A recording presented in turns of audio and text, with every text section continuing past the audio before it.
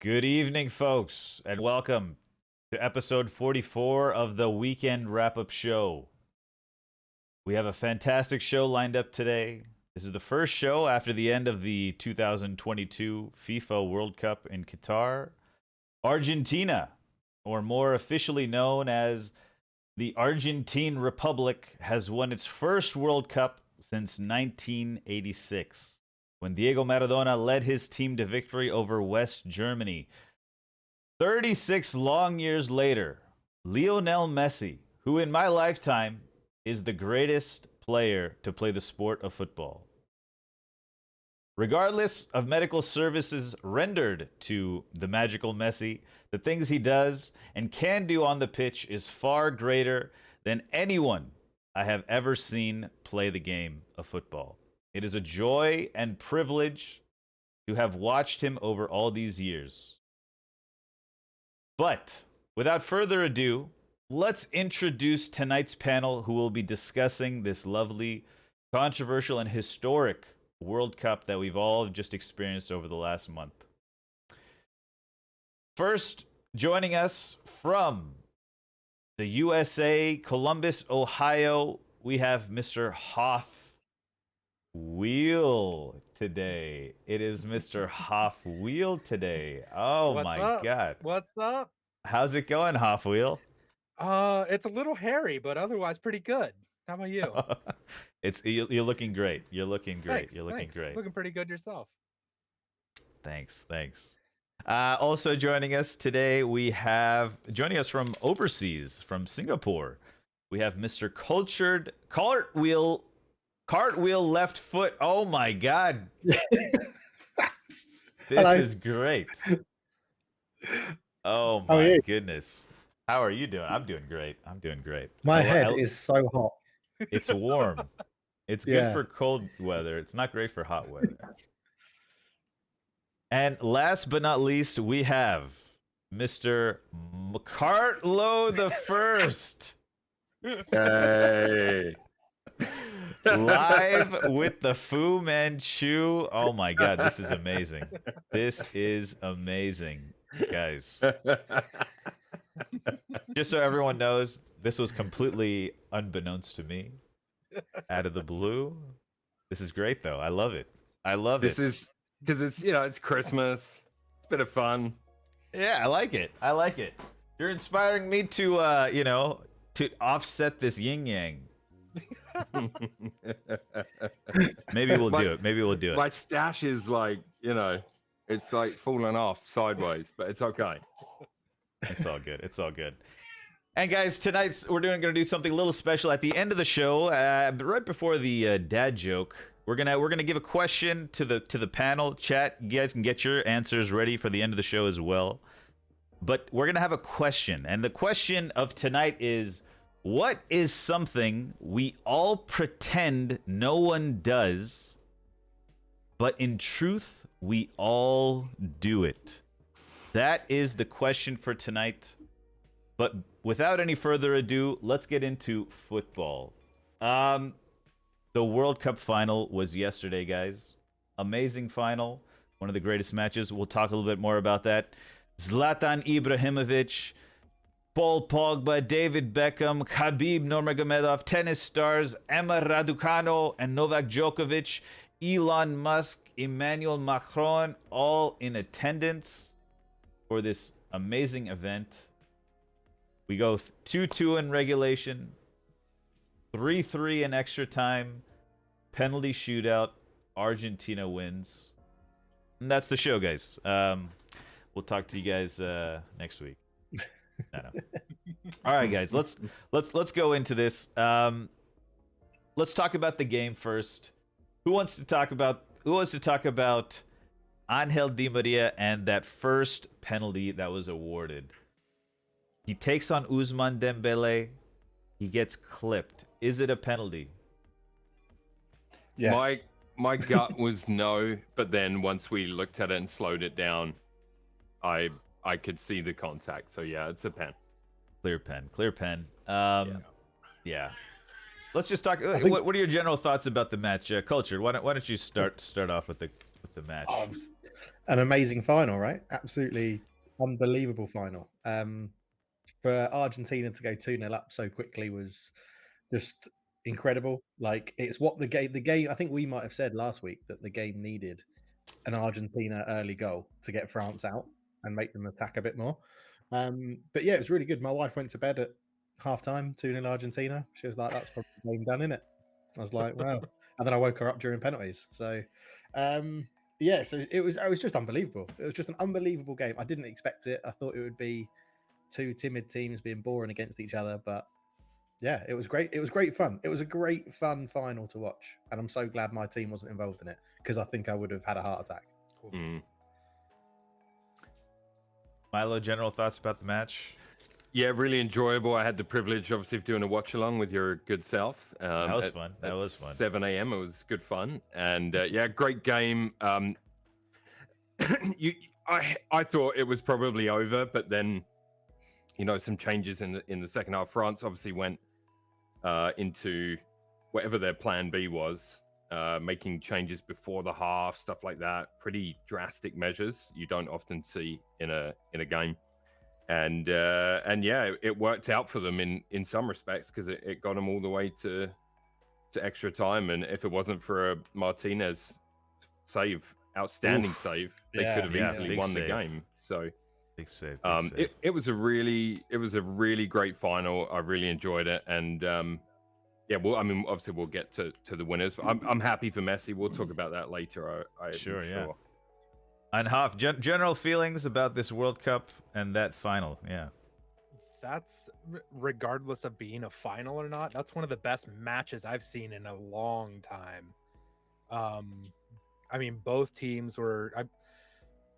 France weren't ready to get punched in the mouth, but they did, and it made it better. Like, it forced Deschamps into an early change, and it looked like they were going to hold it. Like, the first 60 minutes that Argentina played was almost perfect. Almost. It was incredible. They were just on another level, and it was really cool to see the defending champions like comebacks and one of the best players in the world. Like, no, we're not done yet. That was cool to see. Like, the best players played the best, and it was everything you would expect from a final, and it actually delivered. Absolutely. Yeah, let's just kind of break it down. I kind of broke it down pre 80th minute. Argentina played with more aggression, incisive passing on the front foot, determined. We were talking a lot about whether they would go with a back three or a back four. They went with a back four. They threw Di Maria on.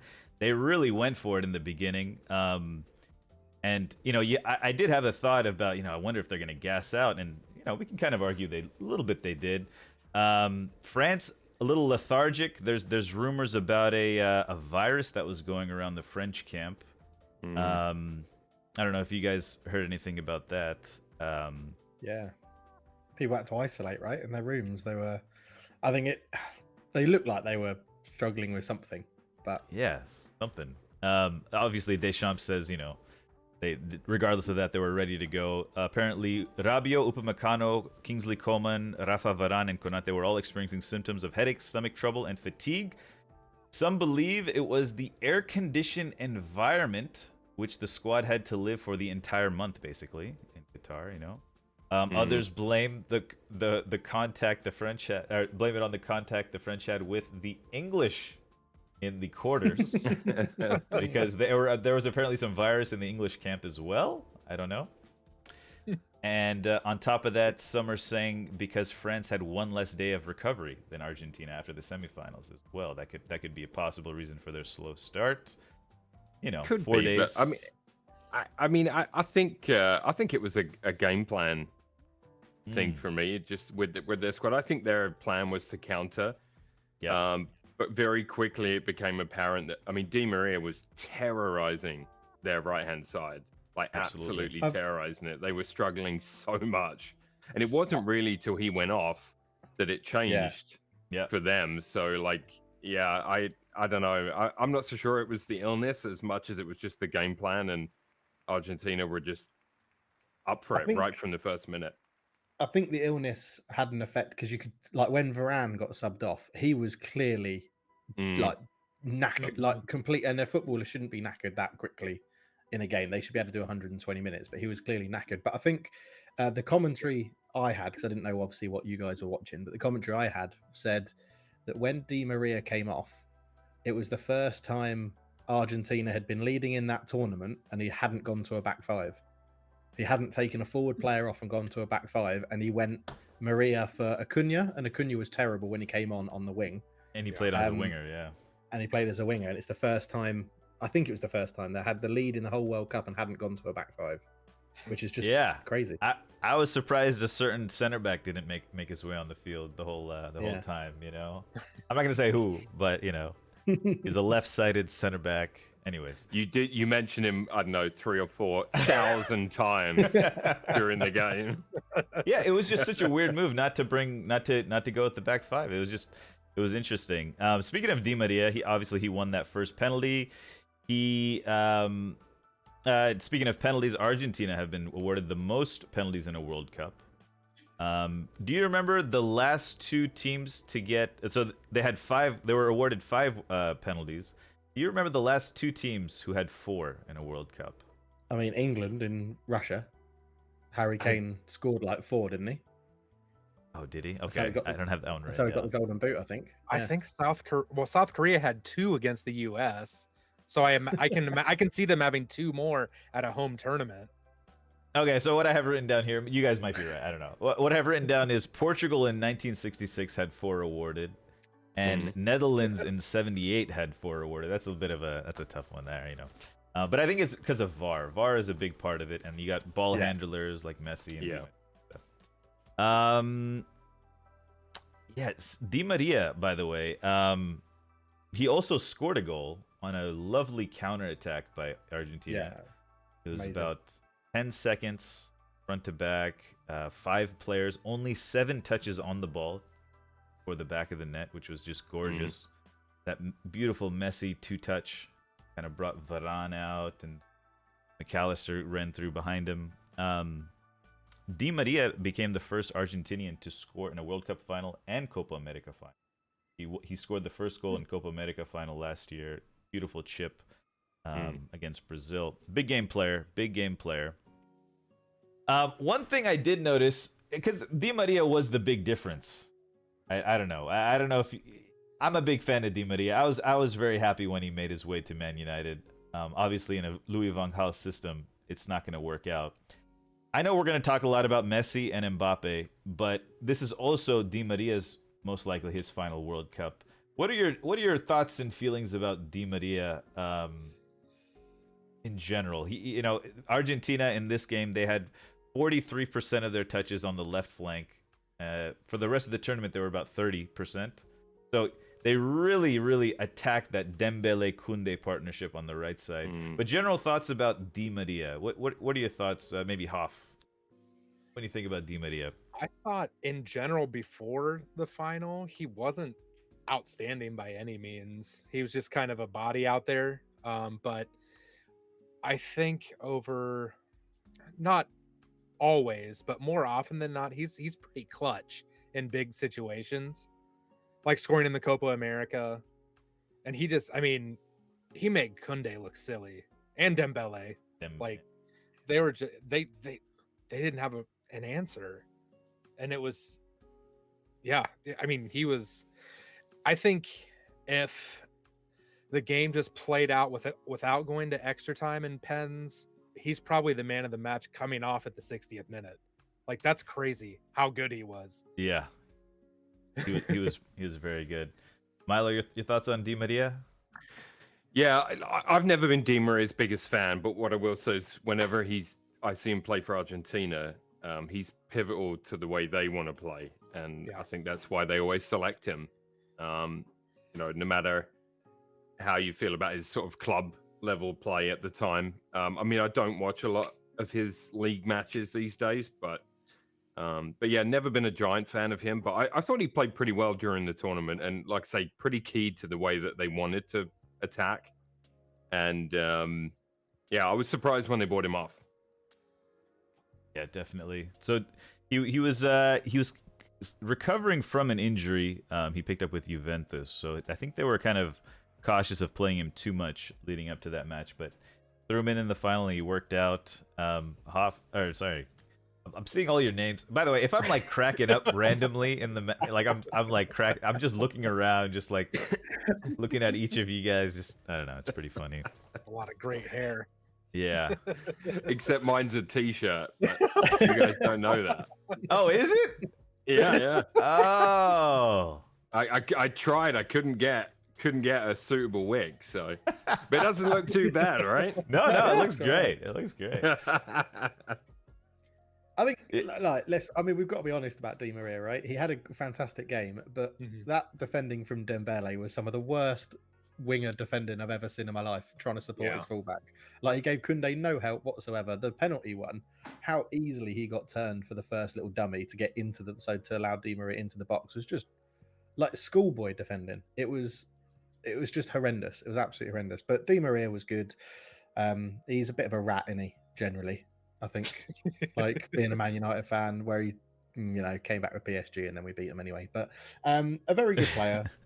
But it's just a bit irritating. Yeah, But just had a talking great about final. Dembele and Koundé. It seemed like Argentina were kind of prodding on the right wing, and then they'd kind of get France to kind of get pulled over there, and then they'd switch it over to Di Maria and try to get Di Maria 1v1 versus Koundé or Dembele and just let him go at it. I think he had one of the highest touch counts for Argentina, I think, in the final third. Anyhow, and then Milo, you kind of mentioned it in the 41st minute after they're 2-0 down. Deschamps makes a bold double substitution, taking off Olivier Giroud and Ousmane Dembele, who we talked about. Brings on Mönchengladbach's Marcus Thuram and Kolo Muani from Frankfurt. Even after that sub, while we were watching, some people in chat were even mentioned how it didn't really do anything, and it looked like a bad sub. And they only recorded their first shot on target in the 68th minute. So from the 41st to the 68th, they had no shot on target. So I think it took them a while to operate Plan B. But from the reaction of the players, it was clear to me, or I my impression is that they had pre-discussed during the game, like if it's not working and we're losing and we're getting beat, this is what we're going to do. Yeah. Because nobody looked surprised. The Giroud didn't look surprised. Dembele didn't look surprised. I don't know. Giroud looked pissed off. There's footage of Giroud looking. I think Giroud thought I'm being scapegoated because Dembele's been rubbish. Maybe I didn't get that because I saw him walking by the bench, some high fives and that sort of thing. And I really, it didn't strike me as like, the kind of like what the fuck moment that you'd think of anyway. So with that being said, I thought it just took him a while to get that plan B going. I think what Thuram did give them is a bit more of a beastly presence in defense. They didn't ship any more goals, at that time. So whether the plan was just, all right, let's not concede anymore and see what we can do on the counter again by using Muani and Mbappe for the pacey side of the game. And I mean, obviously it did work in the end. They just had to be patient. Right. And, 68th minute, and as you guys all mentioned, Di Maria was subbed off. That actually happened in the 64th minute. So, just after that, then Argentina changed a little bit, and then France came into it. And then in the 71st minute, Griezmann and Theo Hernandez came off, and Kingsley Coman and Eduardo Camavinga played that kind of that left mid, left back, left center mid position. Sort of inverted wing back, yeah. Yeah. And he really did well there, I thought. I was wondering what was going to happen because when they took Theo off, I thought maybe Rabiot would shift over there, but they took off Rabiot. I thought that was a pretty neat change, and that kind of unlocked. They turned into this 4-2-4, and just destroyed, that right side of Argentina's back line. Now, the game changed when Manchester City's or former Manchester City player Nicolas Otamendi from Manchester City, or formerly from Manchester City. Did I mention he's formerly of Manchester City? He committed a foul and took down Randall Kolo Muani. And then a penalty was awarded, which Mbappe scored. My question is, did you guys think that that could have been a red card for like a denial of a goal scoring opportunity? The way the ref had ref that game, I just didn't think there was any chance he would reduce the team to 10 men at that point. Yeah, I really didn't, because I mean that could be huge, right? yeah. I mean, I don't know. I haven't read anything about it. It just seemed like it was almost pretty much a one-on-one with the keeper. It was just from the his momentum was going to the end line, right? Had he just been his momentum aiming to like just the post of the goal, like you could argue that that's a denial of a goal scoring opportunity, which I thought it's pretty tight. It's that double jeopardy thing, right? You don't. Could it have been a red card? Yes, it could, but he wasn't actively heading towards goal, if you want to use a strange terminology to say actively. Like, it was a foul, yes. I don't think it was a red card. I think the right decision was done there. Penalty, yellow card. Was it? Yeah, I think he was yellow carded for it. Yeah. And then, yeah, that's what I think. I think it was right. I think the ref had a really good game. I thought it was Let's talk about the ref. 41-year-old. I looked up how to say his name. It's basically Shimon. Okay. Marciniak. We'll believe you. Shimon. But you see these like Z's and Y's in people's names, but it's basically just like Simon, basically, like Shimon. Yeah. Anyways, I thought he had a good game. In control. Ex-footballer, isn't he? Ex-footballer. Played in the Polish league, I believe. Yeah, it was a fiery central midfielder. Picked up in one season, picked up the most yellow cards of any player ever in the Polish league. Oh wow, that's awesome. If he's that does bring the question to former players becoming refs, and I was thinking, okay, first off, it sounds like a good idea. Do you like the idea of former players being refs? I think most refs are probably somewhat former players, but I don't think they've all played professionally, right? But yeah, I think it's a good idea, but it's easier to do it on the not saying it's easier to referee on a world stage. It's easier to have ex-players as referees on a world stage because I would suggest no bias, right? I'd suggest a Polish ref has no bias towards France or Argentina. Whereas if you said like Roy Keane's going to become a referee and then he's got to go and ref Ipswich versus Sunderland, which is two of his former teams, which one gave him the biggest payoff, he might be in favour. And that's where it becomes difficult, right? Get him to ref, I don't know, 2 Premier League teams that I can't think off the top of my head that he hasn't somehow been involved with in an altercation. I think it's a lot harder, right? So how do you get professional ex-players into professional refereeing not in their country? Is basically if they're going to come through the league system. Yeah. And you also got to pay them. Like, are they going to want to work for, are they going to want to go from, 30, 40K a week to maybe 300K a year or something? I don't know what the refs get paid actually. Yeah, no idea. I imagine they should get paid a lot, though. I don't know. Hoff, what are your thoughts on the refereeing display? Let's extend it to the entire World Cup as well. I thought that the final was consistent with what we saw. Pretty like the penalties. I thought they were in line with what had been called throughout the whole tournament. Really? Okay. Oh well, the penalties. Yeah, the penalties. Yeah. The penalties, not necessarily like the cards or fouls and stuff, but I thought the penalties were consistent in the final compared to the rest of the tournament. Overall, I liked the semi-automated offside. I kind of liked seeing a visual, and it's not 2 lines that some jagoff drew. Like, oh, here's a line and here's a line. Like, no, this is, and because it's 3D models, it makes me think, oh, this is AI doing it, and this is perfect. Like, so it's just a mind trick, I guess. But yeah, overall, there were some pretty bad games, but I thought there were some pretty decent games as well. I won't say anyone like there wasn't like the perfectly officiated game. I don't think there ever has been, probably. But yeah, on the balance, I don't think it was bad. Do you remember the penalty that Messi got awarded against Poland when Szczesny punched him in the face? Oh yeah. I think that was maybe a controversial penalty. Yeah, that was Yeah. probably as controversial as I remember. And that one against Uruguay, Ghana Uruguay as well. I feel like the refereeing over the whole tournament's been pretty rubbish until the final. I think they've depended on VAR. I think all the refs have just gone, I'm going to make a decision, and then VAR will just decide whether it's right or not. If only the Premier League refs did that. I mean, why don't they get this guy in the Premier League?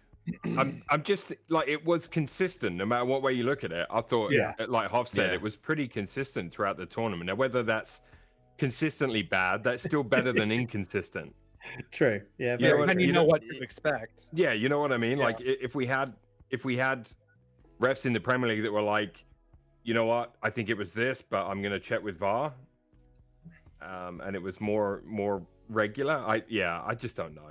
I don't know. It was kind of nice to see refs overturn their own calls when they went to VAR, because I can think of like 3 cases in the Premier League where the ref gets called to review it himself, and he's like, then it's a pride thing. It's like they're looking at the same thing we're looking at, and they're like, no, I already said it wasn't a foul, so it's still not a foul to me. Like, what? Yeah. But yeah, what do you guys think about bringing in refs? Because right now all the refs in the Premier League are English. Through the system, through the pyramid, that's how they develop their refs. You know, there's an I feel Australian guy in the Premier League. Yeah, there's an Australian ref in the Premier League. Oh, is there? Yeah, came over from the A League this year. Yeah, Jared something. I forget his last name. Yeah. Oh, maybe this is a sign for things to come. Maybe, but I suspect, like a lot of things, it'll be one of those where, you know, they're not going to want, the FA are not going to want to take job possibilities away from English refs that are up and coming. The only way you can do it is a sort of exchange program, right? Probably like Milo used to do at school when I did one at primary school, exchange with a French student and like that. If you will agree to send a ref over to Liga and they send a ref to Italy and Italy send a ref to us or something. Oh, I did have an exchange student. An exchange student. Louis. Yeah. Louis. Classic. Yeah. Oh, exchange students. I'm trying to forgot fix about exchange. my mustache. I don't know how you do this, Carl, every day.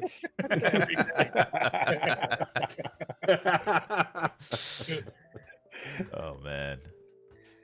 It's These Scottish refs in England. Yeah, it's. I would take that. I would take some Scottish refs and go down to the champion. If a Scottish ref came over, refed in the championship for a while and proved themselves to be got to the Premier League, and why not? Why not? Welsh, Scottish, Irish. It's all British Isles, isn't it? So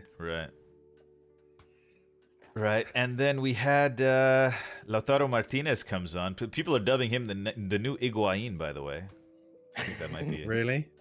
He's apparently he just hasn't. He's been playing. He plays well for Inter, and then in an Argentina kit. I think in the past he's played well for Argentina, but this World Cup and lately he's just been playing pretty poor. But he did create the goal in extra time that Messi put away. It was an epic moment. Yeah, Hoff. I don't know if this is a hot take. It was just something I was thinking about. If it's a hot take, give me the flames, whatever. No, whatever. I think Argentina needed to lose to Saudi Arabia. Yeah. Because the way that Lautaro played against them, that opened the door for Alvarez to come in, and that pretty much got them to the final. Not just his play, but it certainly helped them. I'd agree with and that. Of course, the manager being open to changing and not having nope, this is my 11. This is what we're using every game. Right. So I guess there's a little bit of managerial credit due as well. Absolutely, and you could argue that same with Enzo, right? Enzo was Yep. It was midway through the Mexico match that he came in, I think. Yep. And then he just took off. He never came off the field. Definitely, no. I think that's a great point. But But yeah, he's had a tough one. But he did create the goal for Messi. And then later in extra time, we had that handball. Mbappe took his second penalty of the game, put that away. Was that a handball, Milo? Any thoughts on that handball? This is for their second pen? The pen in extra time. Yeah. No, I mean, I don't think there was any complaints, was there? His elbow was way wide, high and wide. It's the classic. You know the rule. Like you can't really argue. Like that's been quite consistent. There was one earlier in the game, actually very early in the game, where it was like 7:05 a.m. and Cart was like, "Oh, you must love that handball." Like we didn't get into it. It was a clearance, and like there's no way he could have moved his arm. So we started down that path. The second one was nothing like that. So I wasn't too. And at that point as well, you're like, well, this is amazing. It's going to go to penalties. You know? I did have a revelation during our watch along at 7 a.m, which was I'm like unemotional. I'm completely unemotional when I wake up. And I thought about it. It's like when you wake up, your body's sore, you're achy, you're tight. You got to go through the day and slowly loosen up, you know? Same thing with my emotions. Like I'm just like, okay, look, if it's something very close to my heart, like extremely close to my heart, I'll probably get a little emotional, maybe. I've seen you get yelly at United at 7 a.m, right? I'm pretty sure. Oh, that's true, actually. I didn't think about that. I thought you were Who going to knows? say I might have been revelation. awake the whole night. Who knows? I don't know. Maybe. Don't eat a pack of fried seaweed before bed. Oh, yeah. Oh my That was God! a Don't revelation. even. That too, yeah. I have a couple more packs left to go. I'm just like, I don't want to waste food, so I'm just bearing through it with nose plug, or Anyways, Honestly, how does Fellaini do this every day? Like, That's why you got it cut. yeah. no, but just speaking, because it was a weird emotional state I was in during that game, right? It was like I still have a bit of it's setting in a little more, but in the game it was kind of surreal. The whole thing, it just felt like it was like, what are we watching? Or like we're watching Messi versus in Argentina and France and play this game, and it's the World Cup final, and like I don't know, I was just like totally like it was just a weird day for me. It felt really strange watching that sort of game at Christmas time in December. When I was watching it and I had my Christmas tree on, I was like, I still can't get used to this. Yeah. This is still weird. And Yeah, I think that was it needs to be part of it. July. Yeah. Maybe it's an unfamiliarity with the feeling of it in Christmas time. Maybe I definitely was more like neutral about it. I think, like I normally would be for the World Cup final. I was just, I just wanted to see a good game. I got to see that. I didn't feel too strongly about it either way. It wouldn't have, upset me had France win. right. Maybe that's what it was. So I think I was just enjoyed it. So Was it because it was such a good game? You didn't, like Milo was saying, it didn't matter who won. You was so happy to just have such a good game of football for a World Cup final. Right. That I think it was sort of like, oh yeah, this is great. had it been England, I definitely couldn't have done a watch along. B, I would have had at least 2 heart attacks, and C or 3, whatever I was using. I can't remember. I've already forgotten. Whichever one I was using, it wouldn't have been anywhere near as exciting as that either, because it would have been Southgate ball like for 90 minutes. So yeah, yeah, maybe it's, I don't know, because it just felt so surreal that this is Messi's, like Messi's in the. I think for me it was about Messi. It was like, I don't know how it just seems so perfect, It just feels surreal, the whole thing. Like the fact that Messi is in the final after all this talk, after all of this, he hasn't led Argentina to this, that, and now he's in the final, and it was like, it didn't feel real. I don't know. A little bit too perfect, are you saying? Well, I okay. winked. I winked, and I've got sunglasses on. See, you lose a lot without the eyes, right? Am I right, guys? I'm in chat. You know, you lose a little bit. But you know, it was just an interesting feeling. You know, I don't know. I still stand by my emotionality thing in the morning. I do stand by that. I'm sticking to that. Anyways, we had that Mbappe scores again from the spot, his second penalty versus Emi Martinez. Then we go to the shootout. This is the third World Cup final to go to penalties. Do you guys remember the first two? They were all after 90. So there's one in 94. Well, yeah, 94. I was going to say, yeah, wasn't it? Italy, Brazil, France, and Italy, 06. yeah. Italy, France in 06. Yep. Oh, that's and right. Italy, France. Yeah, when Yeah, Italy, Cannavaro was captain. Yeah. Yeah, yeah. That Italy Brazil one was so good. Like, In unless 94. you're Italian, of course. Yeah. Right, but Baggio. Unless you're Baggio. Yeah, that tournament was that Brazil team was so fun to watch as well. Who's the best player on that Brazil team? Oh, Romario, Probably Romario. Yeah, probably Romario. Bebeto was right. I mean, what a front two that was. Yeah. Was they that the fun? tournament with the ridiculous play acting, or was that a different? No, that was the one. Didn't Leonardo get sent off for elbowing someone in the head? That was during I that don't know. tournament, right? Look, probably. Well, Leonardo Pretty would have been decent. playing then. So, Yeah.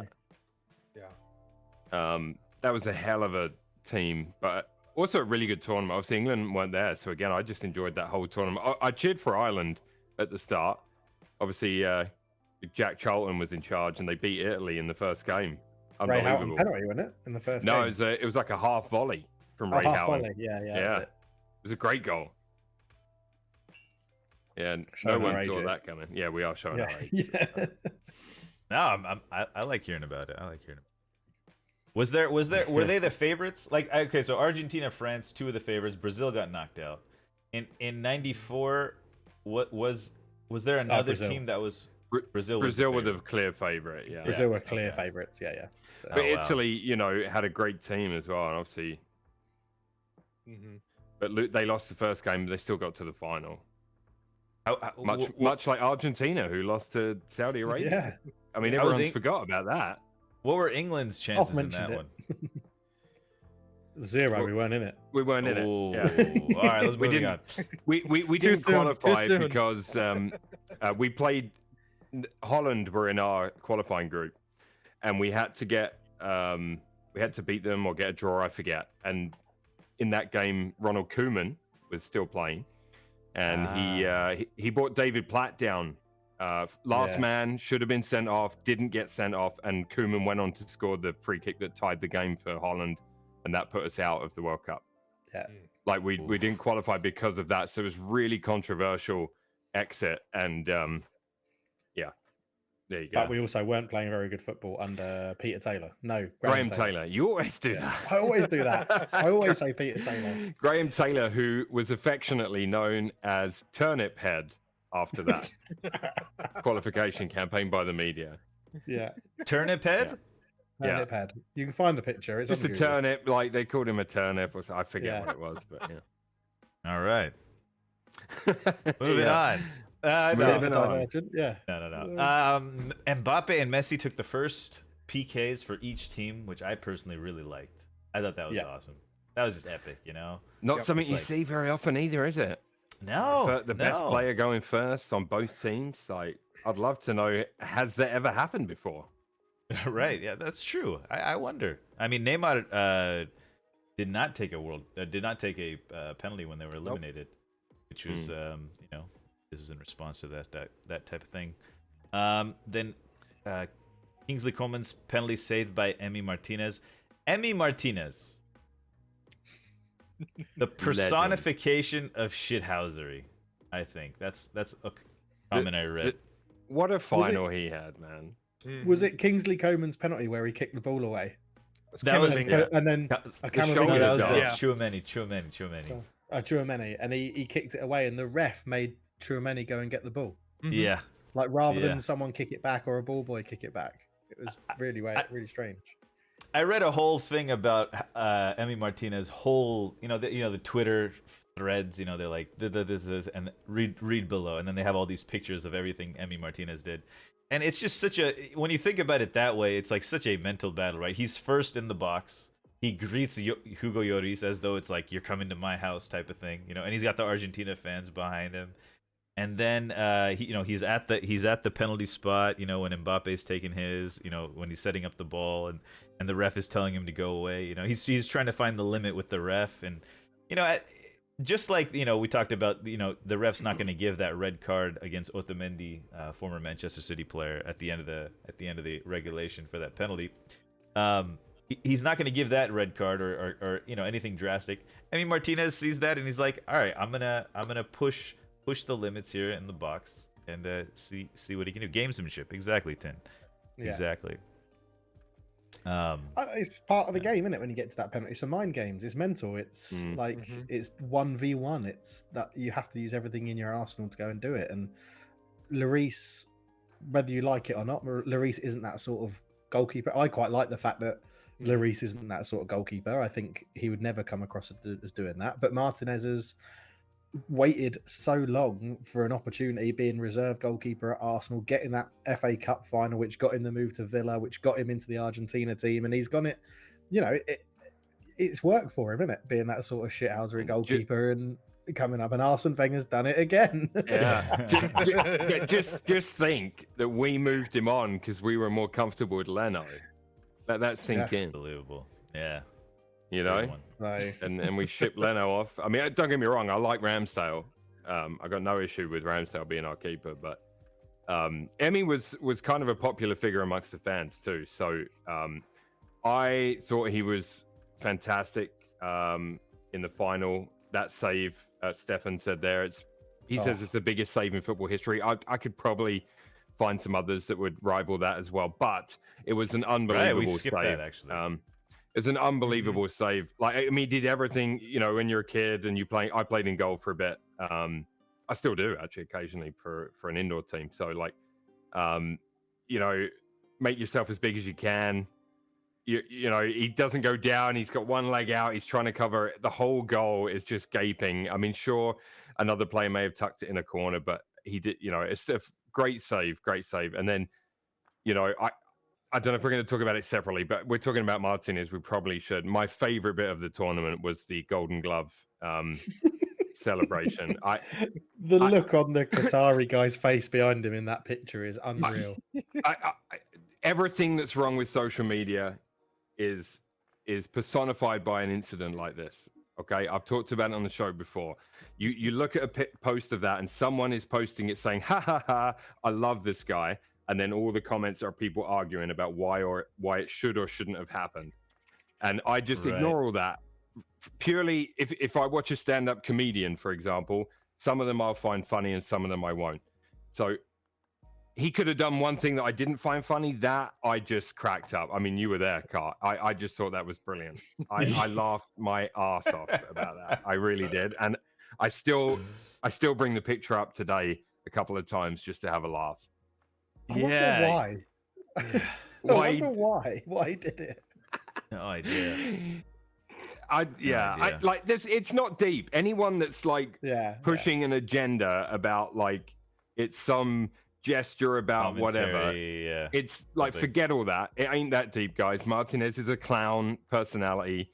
He's just having fun. That's it. Yeah. Like it's literally it. There's not deeper than that. And just ignore social media's agenda-driven commentary, because I just, it cracked me up, man. It really did. I mean, despite his shithousery, he picked the right direction on 3 of 4 of France's penalties. So whatever he's doing is working. And he also had an amazing performance in the Netherlands match, the penalty shootout as well. So he saved a couple there. Argentina have now won 6 of their 7 World Cup penalty shootouts all time. Pretty amazing stuff. I mean, we could. You need to give a shout out, right, to Argentina's penalties. Like that one from Messi and then Dybala. Obviously, I love Dybala, but to do that in a World Cup final, Messi's one was just literally a short 10-yard pass into the net. Every time I see Dybala cultured, you fall a little bit more in love with him? No, Yes. I wonder, like, who let him out of play school? He is He's like he a doesn't age, baby. does he? He doesn't age. He's like a It's toddler incredible. Yeah, on the it's field. incredible. How old So, is he? Like 29? Jesus. He Like- looks like he's about 11. Yeah, I know. It's because he's got a schoolboy haircut, I think. Yeah. Like, but Oh, Did he come on? How long was he on the field for? for penalties, he came on in Just the for the pens, right? Yeah. 18th minute or something, 119th minute. So Yeah, he did a little. Yeah. Yeah. Yeah. But yeah, I mean, penalties the only way to do it. I think there was one proposal to remove one player every yes, certain amount of time, which would have been kind of funny. But I Oh just my think God. I don't think there's any alternative other than penalties. We were looking at it on. If we're stream gonna the other do that, we should start adding, like, instead of the ball, it should be a grenade and stuff like that. You know what I mean? Like, if we're gonna start doing shit Battle like that, Royale. Just yeah, seal the bacon. let's have trapdoors that open and there's pits with crocodiles in, and randomly they just open Yeah. on the pitch and stuff your like that. the captains have to play each other at FIFA. So then, when you're picking your captain at the beginning of the tournament, you have to think who's good at FIFA rather than who's good at leadership on the pitch. Yeah, you just Lloris v I mean, Messi at FIFA. I don't. I'm really trying to think of a better solution. I don't think there is. I think it's No. the only thing you can do. I really don't think there's anything else. Maybe move the penalty spot further back. Could that be something? Make it a little more. Nah, there's nothing Just wrong leave with it. There's Just leave nothing it. wrong. There's nothing wrong with penalties the way they are. Yeah, I'm just saying, like, you can miss. I feel like I wonder what the percentage is on score versus not score. Like, I'm saying, make it more Well, it's an difficult for the X. shooter. It's an XG of like 0.91 or something, which means 91 Almost. out of 100 you'll score it. Yeah. Right. Yeah. But like, I don't know.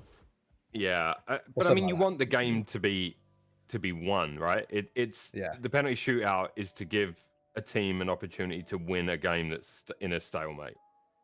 That means Yeah. putting the ball in the net, and if your goalie is amazing, he will be the difference. Most likely, unless you're Gareth Southgate and you put the ball over the bar, Or Harry Kane, or David Beckham, or David Beckham, or Paul Ince and David or Batty. Paul when they just Ince, or passed it to David the Batty. Yeah, I Argentinian mean, the goalkeeper, list yeah. goes on, guys. We List could goes do on. this all Jamie day. Carragher, Darius Vassell, Yeah. Phil Neville, I think he missed Phil one Neville. at some yeah, point. I think Phil Yeah, Neville. yeah. So So moving on to Argentina won. Montiel who committed the foul. Yeah, I saw that. So leaving that comment up for a second. Because of Montiel scores the winner after conceding the penalty, the handball penalty, the forced penalties. Emi Martinez, Golden Glove. I think it's just based on clean sheets, right? Most clean sheets Yeah. gets the Golden Glove. Which is an interesting way to do it, but it is what it is. Croatian goalkeeper. A lot of people thought maybe he should be awarded the Golden Glove. Mbappe gets the Golden Boot Award for most goals. He has the most goals in World Cup finals now. We'll talk a little bit more about Mbappe in a second. We had the Young Player of the Award, Enzo Martinez, or Enzo. What's his last name? Fernandez. Fernandez.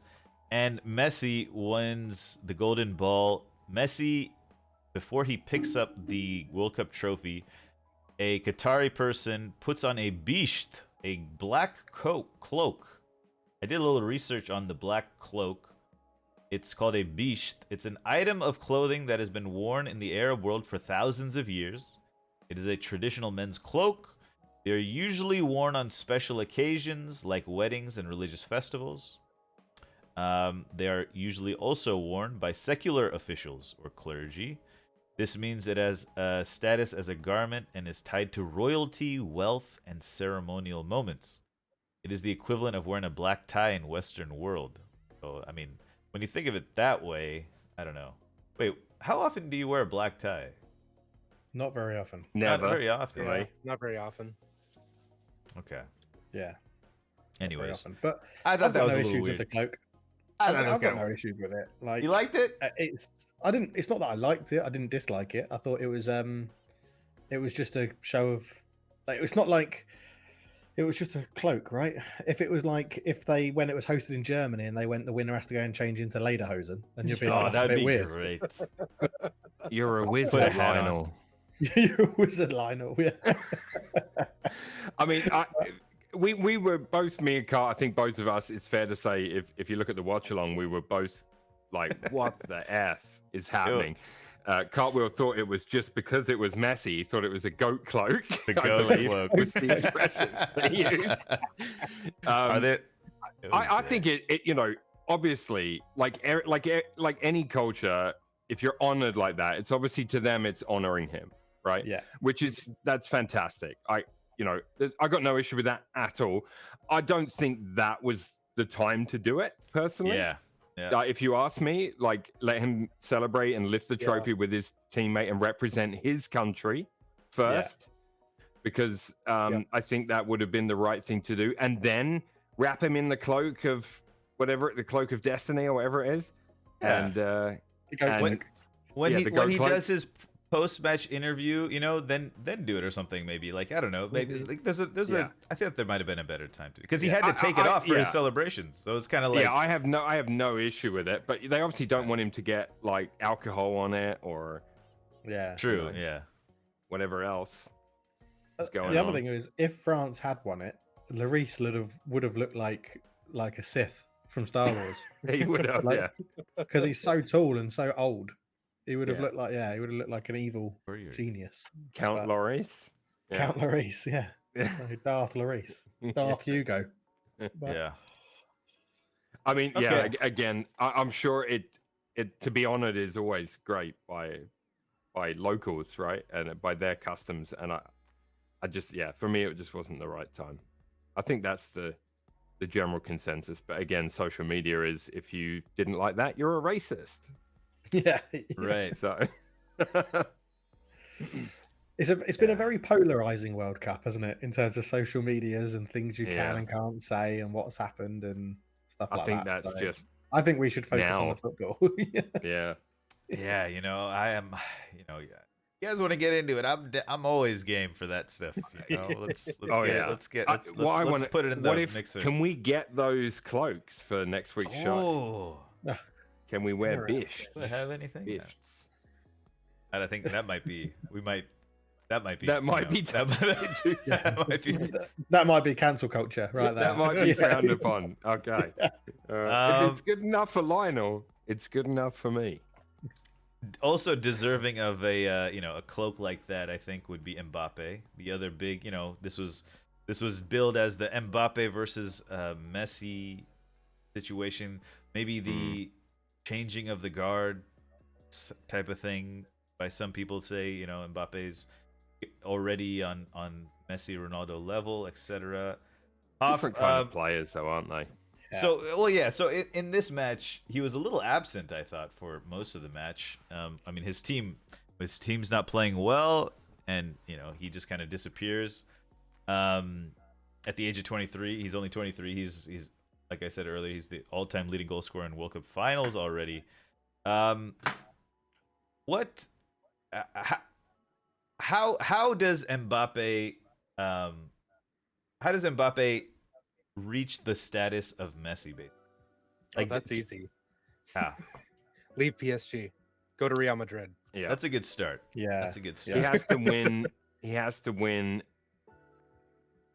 somewhere other than the French league. Yeah, a competitive Unless league. The only thing it could be close to that is winning the Champions League after Messi and Neymar are gone with PSG.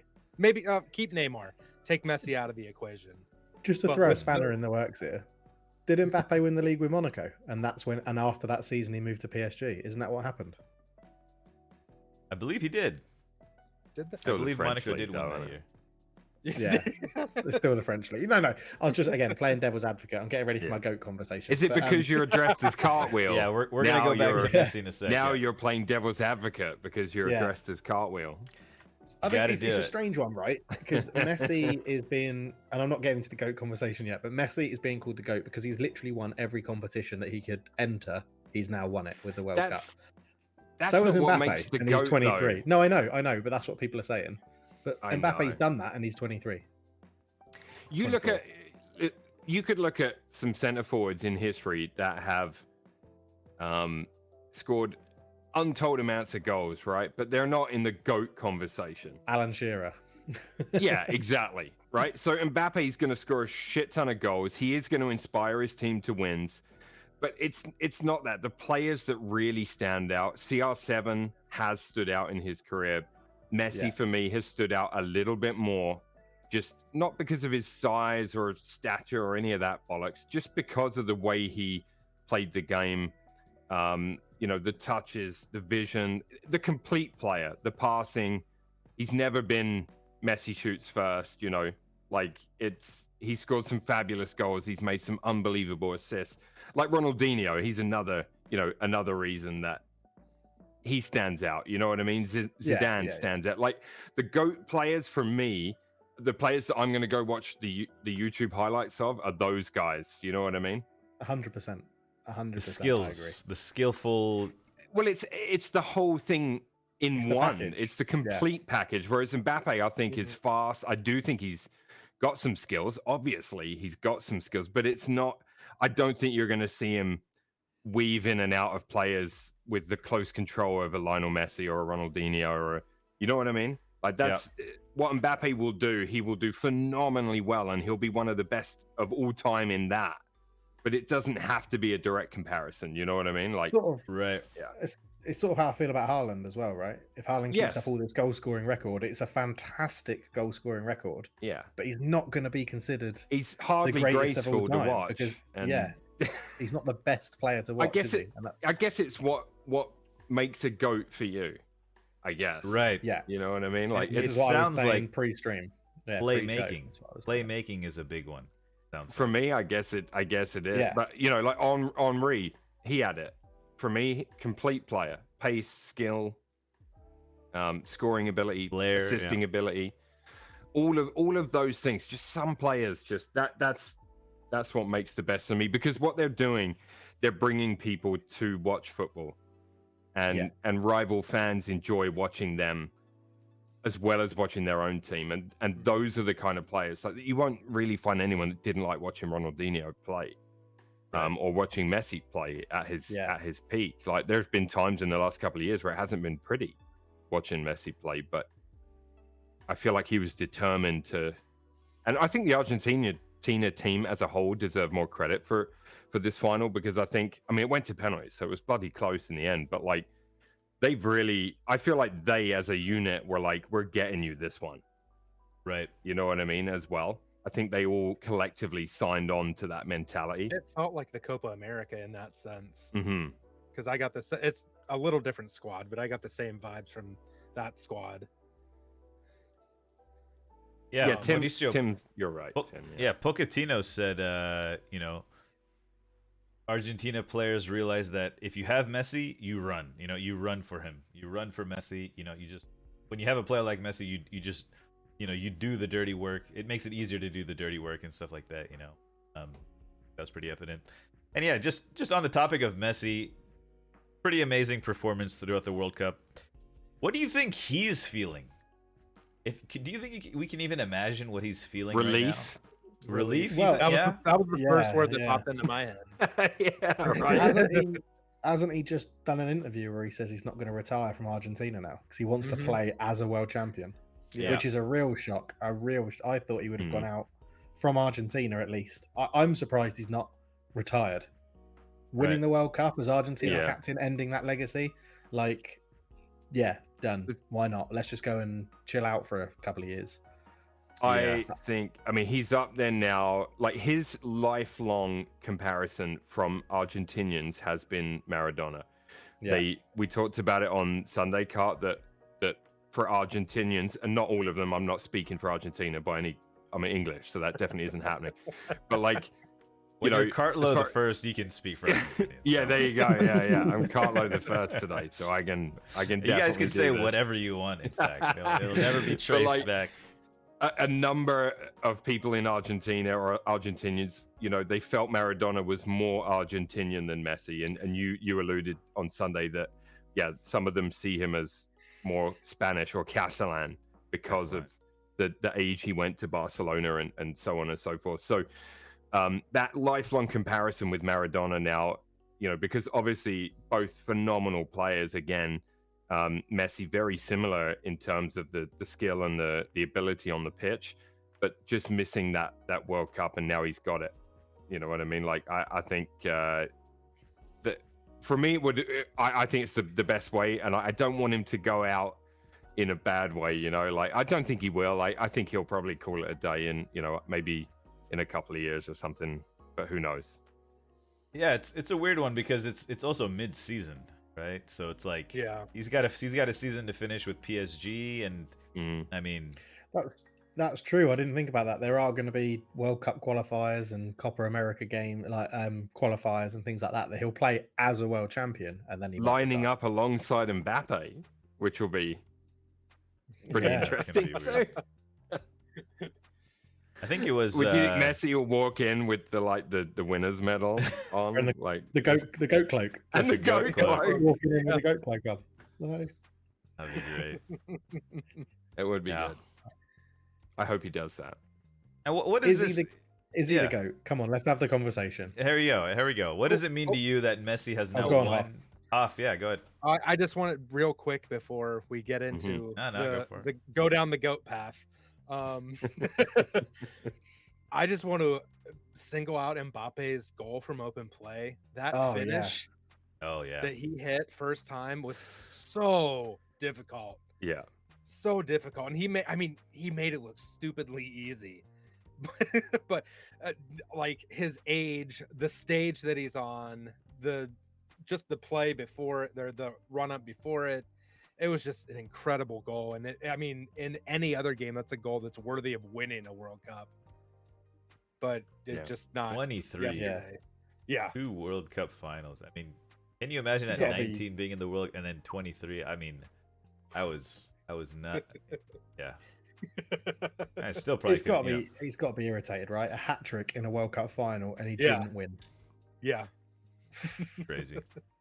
I will say, not only the technique on the finish, but I always talk about how it's the physique of these players that makes them special, and his ability to get that space. And let's just to get the space is probably what is gonna make him great, right? Being able to get in that space behind the line.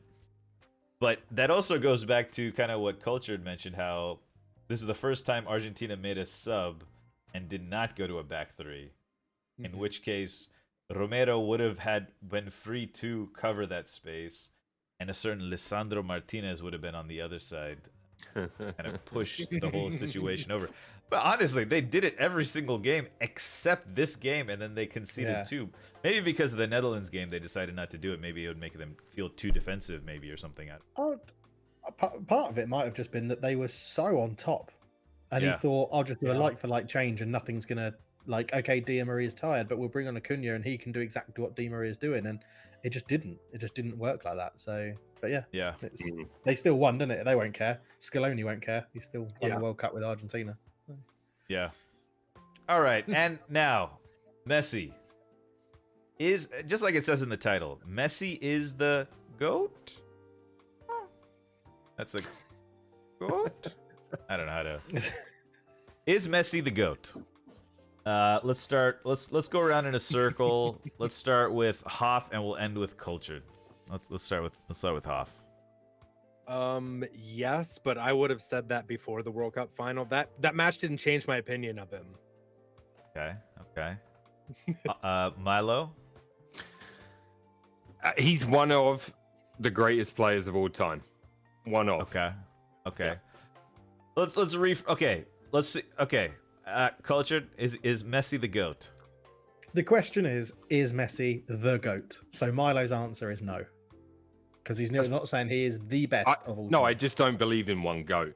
And that's my answer as well. I don't believe in one GOAT. So no, Messi is not the GOAT. Folks, there's the call-in link right there. If your opinion, no. But really, yeah. If you guys want to comment on this, you guys are welcome to hop in. He's clearly amazing, isn't he? He's clearly one of the greatest of all time. In the last 25 years, is he the greatest player to play the game? Not necessarily, because I mean Ronaldinho's captured in there, Zizou's captured in there for me. It's a really strange one, right? Because it's sort of alluding to what Milo said earlier. Who plays the game for you to go and watch? I went and watched Barcelona at the new camp because I wanted to see Messi play, and he scored 2 goals, but I was actually a little bit disappointed in how he played.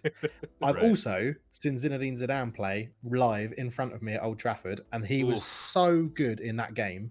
It was unbelievable. Like, it was unbelievable. And Ronaldinho, I see him play for Barcelona. Henry, I think, yeah, I'm judging these on one game at a time, but that's not to say Messi isn't one of the greatest of all time. Right. But it's just that pull of what can a player do. And I think Tim may have mentioned it in the chat. Maldini was the greatest of what he could do as a defender.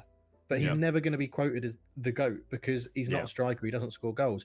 In my opinion, Zidane is one of the best players to ever play the game of football. Why is he not being considered in the GOAT conversation more consistently? I think what it is the Messi Ronaldo like the battle. That's what has made them. I think it's just say GOAT. the battle. GOAT is just thrown around now. When it was like Messi or Ronaldo, who's the GOAT? Who's the GOAT? Right? And now it just becomes those two, and everyone just forgets about all of football history. It isn't just that though. There was no GOAT. GOAT was not a phrase people used. Right. You know, even as the let's just 10 call years it ago, pre-social. 10 years ago, we didn't say GOAT. 10 years ago, Pre-social I never heard media. of GOAT. So for me, like I think the Messi CR7 is a battle, if you want to call it that. That is a byproduct of the media and social media together.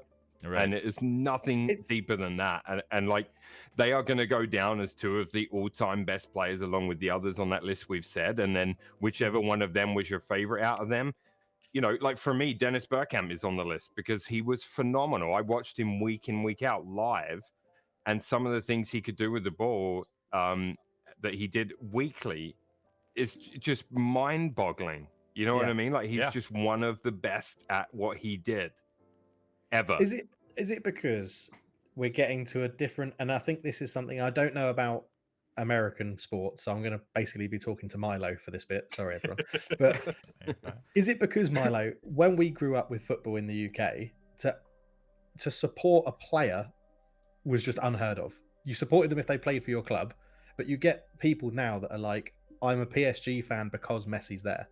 Right. I'm a United fan because Ronaldo was there. I was a Juventus fan because Ronaldo was there. Where it's like, those people were there though.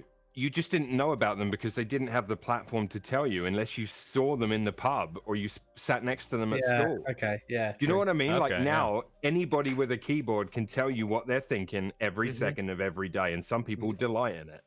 And like, you know, for me, I really liked Zidane at Juventus. Okay, so I didn't talk about it very much. Like, people that knew me knew that I liked Juve. I had a soft spot for Juve, and I had a soft spot for Zidane, and I just thought he was a fabulous player. I loved Dennis Bergkamp before he came to Arsenal when he was at Inter. You know what I mean? Like, but I think it's more again to do with the social media thing. That's how I feel about it. Yeah, because players are their own brands now, like pushing endorsements. I mean, there were some players had endorsements, but like the shoes mostly. I mean, were there? I know it happened in the U.S., especially with Michael Jordan. He was like the first like commercial megastar in American sports. Like, he had underwear ads. I know there are underwear ads now, like with Ronaldo, and he has his own line or whatever. Were there underwear, like, just to use that? Were there underwear ads with like professional footballers in England? David Beckham and Freddie Ljungberg. Okay. Freddie Ljungberg. Calvin Klein. He was the Calvin Klein model, yeah. David Beckham was like the first footballer that had done it like Michael Jordan, where it was like there is a brand around David Beckham. So Freddie Ljungberg didn't really have a brand; he was just Calvin Klein's model. Right. Whereas David Beckham had the DB7 brand, and that went with him everywhere he went. And I think that's the first time I saw people supporting a player. Yeah. If he left Man United, there were people that wouldn't support Man United anymore. They would support Real Madrid, and then they would support LA Galaxy, and then Milan, and then PSG. Whereas I'm just like, I mean, I love Dybala, like to the point of absurdity of how he plays the game and his technique on the ball. But I do not support Juventus, and I do not support Paulo Dybala, and I will not care if Dybala wins or loses the World Cup final because I just like how he plays football. Mhm. And that's what I don't understand. These people that are so tribal, if that's the right word about it, Oh, yeah. around Yeah, Messi yeah. and Ronaldo and Neymar and Pele, Maradona, Zidane, anyone. I just don't Oh, understand my it. player's better than the player you like. Yeah. Deal with Yeah, it. Like, what There's happened also- to teams? There is also an Yeah. entire. There's multiple generations now that have grown up with social media, Yeah. so that have never even seen half the people that we're talking about. And I'm not talking shit about those people. They're just younger than me. Like, there's Right, nothing right. wrong with that. They're allowed to be younger than me.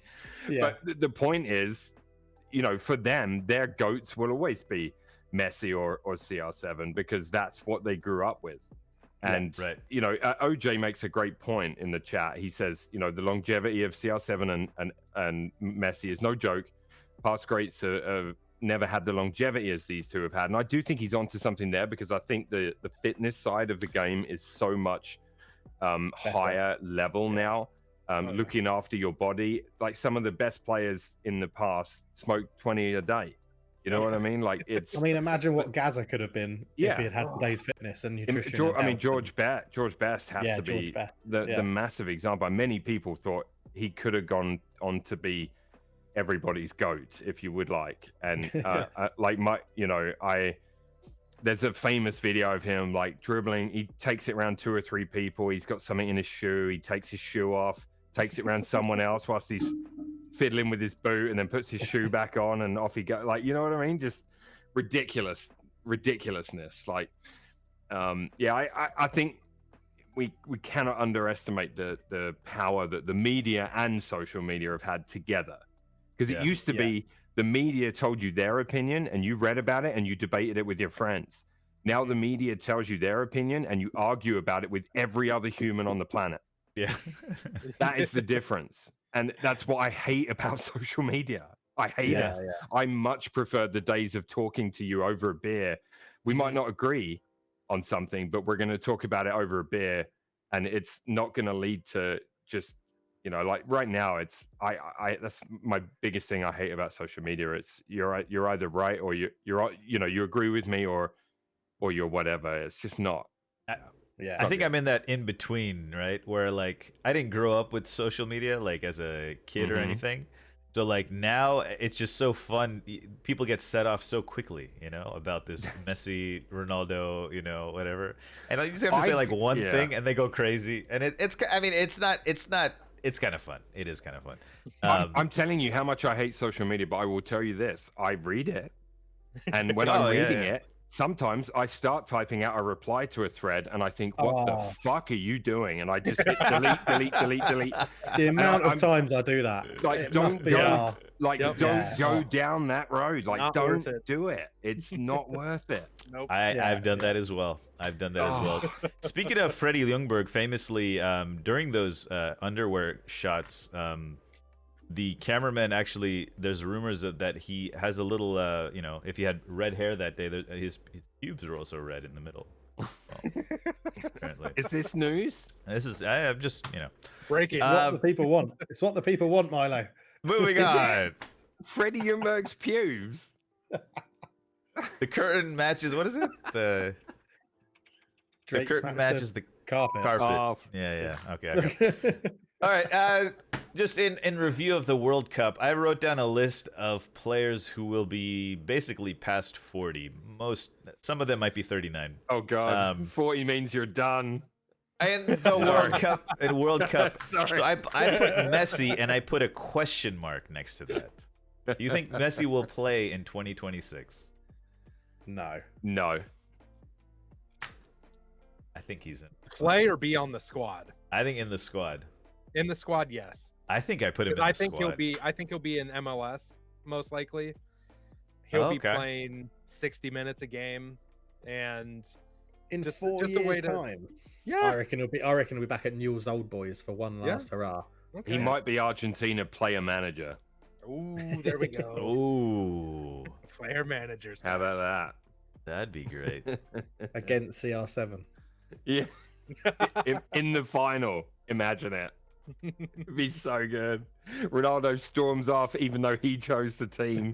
He picked the team. Still gets upset and storms. He's upset that he's on the bench.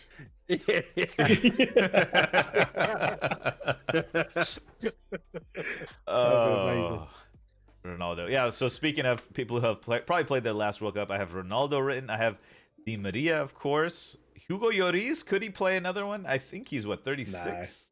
No, or something. I don't think he will. 37. Olivier Giroud. No, I think he's done.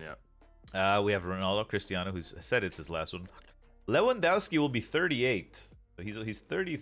I think 33 right now, or 30, almost 30. I think he just turned 34. So Lewandowski might be. Out of everyone you've mentioned so far, he's probably the most likely to still be playing. Yeah. Yeah. Not much pressure from other Polish strikers, probably. Luis Suarez, he was in tears at the group stage. Edison Cavani as well. Luka Modric will probably be finished. He'll probably be never done, know. Yeah. You never know. You never know with him. He keeps moving. Manuel Neuer, probably his last World Cup. Mm-hmm. How old's Neuer? What's he now? He's 35 now, I believe. Wow. Okay. I believe I could be off. probably. I could be off here. You could get a couple of keepers doing the 39-40 thing, right? Sometimes Possible. It's possible. depends who they got coming through their system. Yeah, I guess. and it's like Hoff was saying, right? It's the squad versus starting. Yeah. Do you keep them Yeah. in the squad for the morale and the experience, things like that? So. Peter Shilton. That's all I'm saying. Yeah, yeah.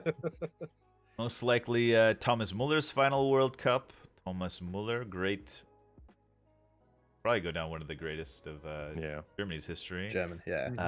Dani Alves, 38-year-old Dani Alves. Could he do it? I mean, he shouldn't have gone to this one, let alone go to the next one. His teammate Thiago Silva as well. I think Yeah. it's up for him. Eden Hazard has retired from the national team. Yeah. I think he's only 31 or 32 actually. What about De not Bruyne? How old's De Bruyne? He's the same age as Hazard. I think he's 31 or 32. He'll probably still be. He'll there, do one but- more, I think. Yeah. Yeah, I think so. They might not even qualify for the next one, to be honest. It's true. Yeah. Jordi Alba, Sergio Busquets from the Spanish team. Busquets has retired from the national Yeah, team. he has. Yeah. Other Portuguese, Pepe, center back Pepe. I doubt he'll be there. He's 39 right now. Diego Godin, legendary Uruguayan center back. This was probably his final World Cup. Yep. Sure was. Gareth Bale. I mean, he's been retired for the past like 4 or 5 years. I imagine he'll be out there. Cesar Azpilicueta, probably his final World Cup. Jan Vertonghen and Dries Mertens. So a lot of big names that now reading these maybe to some people in chat that are maybe even I'm feeling like the old guy, but I've seen these guys in football since I started watching, and it's just interesting to see them kind of moving out now. And there'll be names that Benzema. Did you say Benzema? Benzema, Oh, of he course, retired, Benzema. didn't he? Benzema. Yep. Yeah, He Benzema. retired today, didn't he? He did today. Yeah. Yeah. Okay. But Benzema. Other players who could be out of the national team, I think, for the next World Cup. I went in order of national team now. So we have the English squad. I have Jordan Henderson. Henderson, Kyle Walker, Harry Maguire. Harry Maguire will be 33. Yeah. Kieran Maguire is still Trippier's the same age as Henderson and Walker, so he'll probably be out. I think they'll all be Yeah. 38 or something. I don't think Maguire will go to the next World Cup. 33 I have years Maguire old. written down as well. Yeah. I don't think And I he'll have go. Jordan Pickford written down as well. Yeah, Ramsdale will be. I think Pickford might still go for the squad. The I think squad. Ramsdale will be number one next. Hopefully Southgate won't be there. Oh, We'll see. In the Dutch squad, I have written down. Now, this is a little controversial. VVD will be 35 next World Cup. he'll be there. He'll be there. Who- Huh? I'd need to see the Dutch, like, who's their next crop. You know what I mean? Like, Right. 'cause I don't know. Well, it's De Ligt and Ake, right? De Ligt, Ake, De Vries, So and then they have if they have Beauty the and depth, Timber. Yeah. yeah, if they have the depth, they might not. There comes a time where you have to move on from him. He'll do the Euros, Right. but I don't know if he'll do the World Mhm. Cup. He might be okay. Let's see. Daley Blind will be up there as well, and Luke De Jong, striker Luke De Jong. Yeah. For Ecuador, Ener Valencia's getting up there, but he might be in the squad.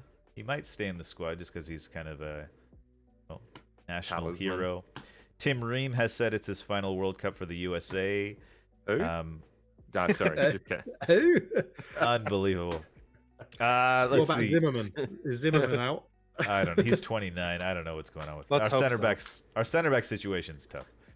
Guillermo Ochoa from Mexico. I think he's 40 yeah. or 39 or 40 this World Cup, so he'll be done.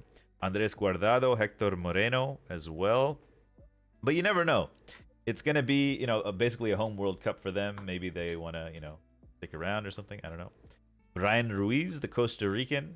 He'll probably be done now. I think he's 38 or 39. I forgot he was still playing. Yeah, it's Yeah, just- I know. it's just- that's the thing, right? If you play for a small market team, you could play till Will maybe 40. Will Joel Campbell still be going, or will he be? Oh, I think he will be. Probably. probably. Probably. And here I have Kevin De Bruyne written down. Will he be? He's said some pretty harsh stuff lately. And Ivan Perisic Morale will is be up so there as low well. in Belgium right now. I want to know who Yeah. have they announced who the next manager is? No, not yet. No, not Okay. yet. No. I want to know who the manager is before I'll answer on that one. Yeah. I've also got written down the news of Southgate staying on till at least Euro 24. General I thoughts know. about that? I mean, we found out during the World Cup, during our watch along. I know Milo's not a fan. Culture, you're kind of neutral, or what were you? I can't remember. I'm neutral / leaning towards in favour of him staying for the Euros for two main reasons. One, he has improved us from Hodgson, Allardyce, all of that nonsense that we had, McLaren, Wally with the Brolly, all that. It has Right. improved in terms of results, harmonious squads, what he's got us to do. The other thing I lean towards is that there is no other manager out there that would want that job. I'm not saying there's managers that couldn't do better. There's You no and me, manager that- Cultured. You there's and no me, manager. double manager. We could do better. Potentially. Co-managers. What if they did like a fan voted something? They should, yeah. Just Oh, just God. mass. Like Elon's doing Twitter polls. Well, like pick Elon the Musk, team. yeah. Should I be CEO of Twitter? No. No, he'll just be like, shit. should I start? Who should start in net? Or who should start in as center back? And then My thing is that I don't. If Southgate goes, who do you get in? Tuchel won't want the job. Pochettino won't want the job, and they're the two big names being thrown around. Then you've got the next one is like Eddie Howe. He's not going to leave Newcastle. Graham Potter, if he leaves Chelsea, potentially, could be a good choice. And then it's like Brendan Rodgers. No, fuck off. I Steve do not Bruce. want Brendan Rodgers. I do not want Steve Bruce. I do not want Steven Gerrard. I do not want Frank Actually, Lampard. Steve Oh. Bruce is my pick for the Belgium job. that'd be great. That'd be interesting. But, My yeah. I look. I agree that I think we talked about it recently. Cultured, Yeah. defensively, England are a lot better than they've ever been. It probably in my lifetime. I just felt like it swung too far, and I think we've seen as much as we're going to see from Southgate's England. I can agree with that, but I think giving him the Euros after how we played against France is I don't. What concerns me as well is he won't bleed the next crop into the team. He's still going to rely. I don't want to speak. It always seems like I'm attacking Harry Kane. I said during the World Cup he's possibly the best penalty taker I've seen play for England. Do you know what I mean? But there's a lot he doesn't do and a lot he does wrong in an English shirt during the 90 minutes. Will he give another young centre forward in England a chance to play for the national team, or is he going to just continue to play Kane 90 minutes every game, every friendly, every Nations League game? And there's other players as well that it's the same story. I realize you have your set guys, but you need to be using some of this talent and seeing what they can do against a good team, because we're going to come up in a tournament and Kane will be 4 years older the next World Cup, or 2 years older at the Euros even. Your chance of injury, and if you do get an injury, it's likely to last longer. we need to have more options that are quality and that can play at an international level. And my concern with Gareth is he won't do that. He will rely on what's got him to where he is, and he's a safety man, right? I agree with you, but I do think if you look at his squad since he's been managers, they have changed more than people think. Like, and the next tournament, I don't think we're going to see the likes of Trippier. I think Harry Kane still deserves to be there. Should he start every single game for England? No, he shouldn't. You need to bleed other people in. But Harry Kane is a world-class striker. Like, he is a world-class striker. He is a finisher. He can do what he wants to do. No, I'm just kidding. I'm kidding. But I'm sort of like half in agreement with you and half not. I think you do need to bleed new players in the Nations League and stuff like that. But you can't just clean sweep. No team goes to an international tournament and clean sweeps with a whole new squad or 20 players that haven't played before. And that's not what I'm asking him to do. Yeah. But it's like he's going to have to show us something. For me, he's going to have to show us something that he hasn't shown us yet. And I think he's unlikely to, if that makes sense. Yeah. I agree. See. And I think if he doesn't win the Euros, he's not staying on for the World Cup. He shouldn't, yeah. One player, but if he wins the Euros, he should stay on for the World Cup. One player you think England should not be in the World Cup squad outside of Henderson, Walker, and Trippier next World Cup. For me, it's Sterling. I hope this fascination with Sterling subsides. Yeah. I hope Sterling should not be in that team. That's a really good shout, honestly. Yeah, that's probably the best. Yeah, it's probably the one. Yeah, there's some great attacking talent you guys have. Conor Gallagher shouldn't have been anywhere near the squad. We've talked about that. No, but in 4 years' time, he might be a Henderson-like replacement, right? Who comes on and works hard and does the battling. Yeah, I mean, we talked about it last. Yeah, probably is Sterling. It probably is Raheem Sterling, the one you'd say. If not, then potentially Harry Maguire if he's not getting any more game time at United. So I mean, Sterling's weapon is his pace. I assume that will start to drop off. I mean, I think it already is. Don't you? Yeah. He's got a good unpredictability about him, but that will go with age and reactions and pace and acceleration. That'll all go. So Speaking of 2026, we have a possible. I mean, there will be a new format for the 2026 World Cup. It's going to be the first World Cup hosted by more than one country since 2002. It's going to include either 40 or 48 teams, up from currently, which is 32. Most likely, it's going to be 48, which is what is being rumored. The 48 teams will result in a total of 80 matches. And there's two kind of scenarios for the 48 teams. There's either going to be a opening round of 32, where they play two teams. There's a playoff round to get into the group, and then it resumes as normal. Then we're left with 48. I think it's 32 teams will play each other, so 16 teams will be eliminated right off after one game, and then they go to the normal group like as we know. No, they've changed that, haven't they? No, but that was one of the this is one of the scenarios. Okay. The other scenario, which is probably more likely, is 16 groups of 3. That's most likely going to happen. I believe one team advances from each group, and then like a certain number of second place teams, however it works. But yeah, so that'll be interesting. Mexico, United States, Canada, triple hosting. I think 16 cities, 4 time zones, right? No, 3 time zones. Going to be much different than this World Cup. I know, see. Ooh. Potentially good. The thing of this is potentially great. What's it called? Viewership, right? They'll be able to space out the games throughout the entire day. So, like for us, maybe the first game will be at 7, then 11, then 2, then 6, then 9 at night, and then West Coast here will be like they could play a game at 9 or 10 at night, right? So that'll be midnight for East Coast, but we'll see who works out. And just quickly, club-related news. There's just before the World Cup started, the day before, Gianni Infantino. By the way, Gianni Infantino, when he walked out for the trophy presentation, looked a little sketched out. I thought he was like, "Are they gonna hate me? They're gonna boo me right now, aren't they?" There's gonna be a Club World Cup, 32 teams held every 4 years, like the World Cup, in the summer. In June 25th is the first date, slated to be in the United States.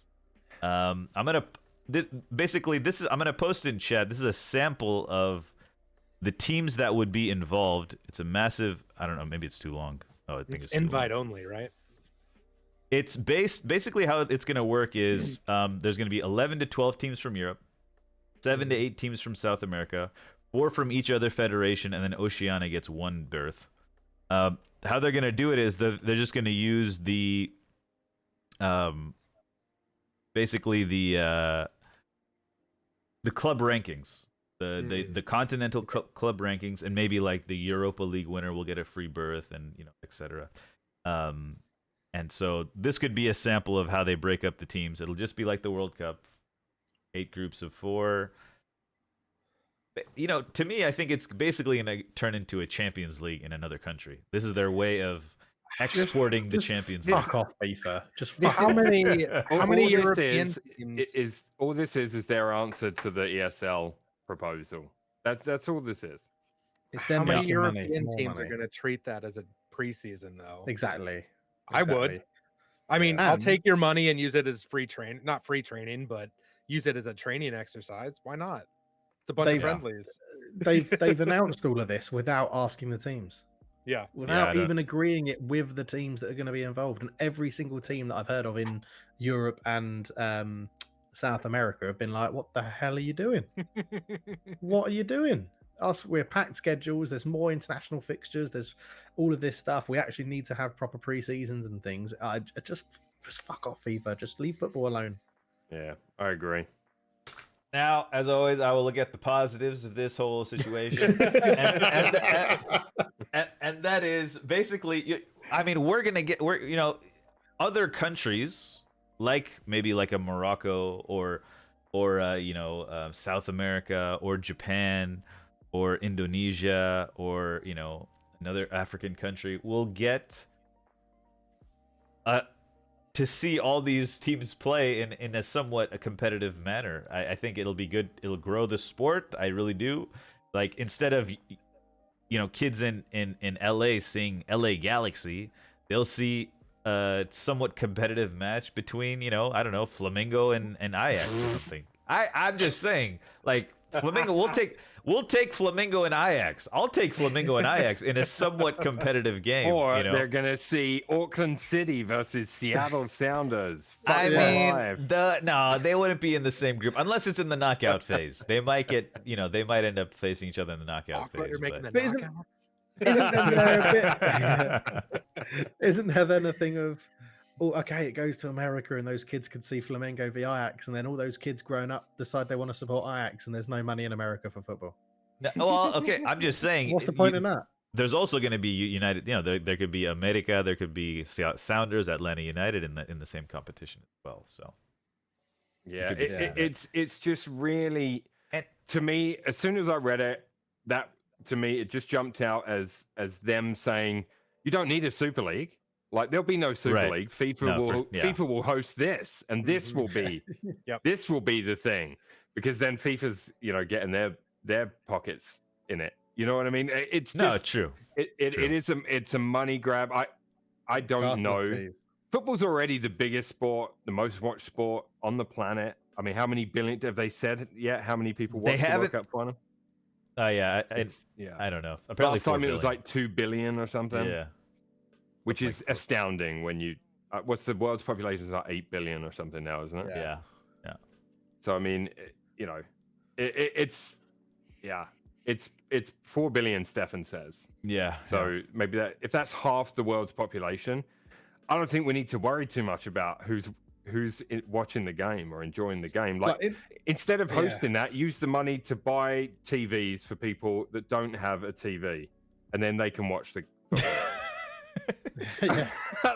Sure, I don't I- know. It's- No, I just don't understand FIFA's logic and Infantino's logic because he's come out and said this was the best World Cup ever. He said because of the late dramas in the games, the big knockouts, the big teams losing, like the big nations losing, and then they're still changing it next time to go. Well, let's make it bigger and better and get more money. If this was the best one, just copy this format and put it in the summer. That's the American way. Let's No, fucking yeah. go.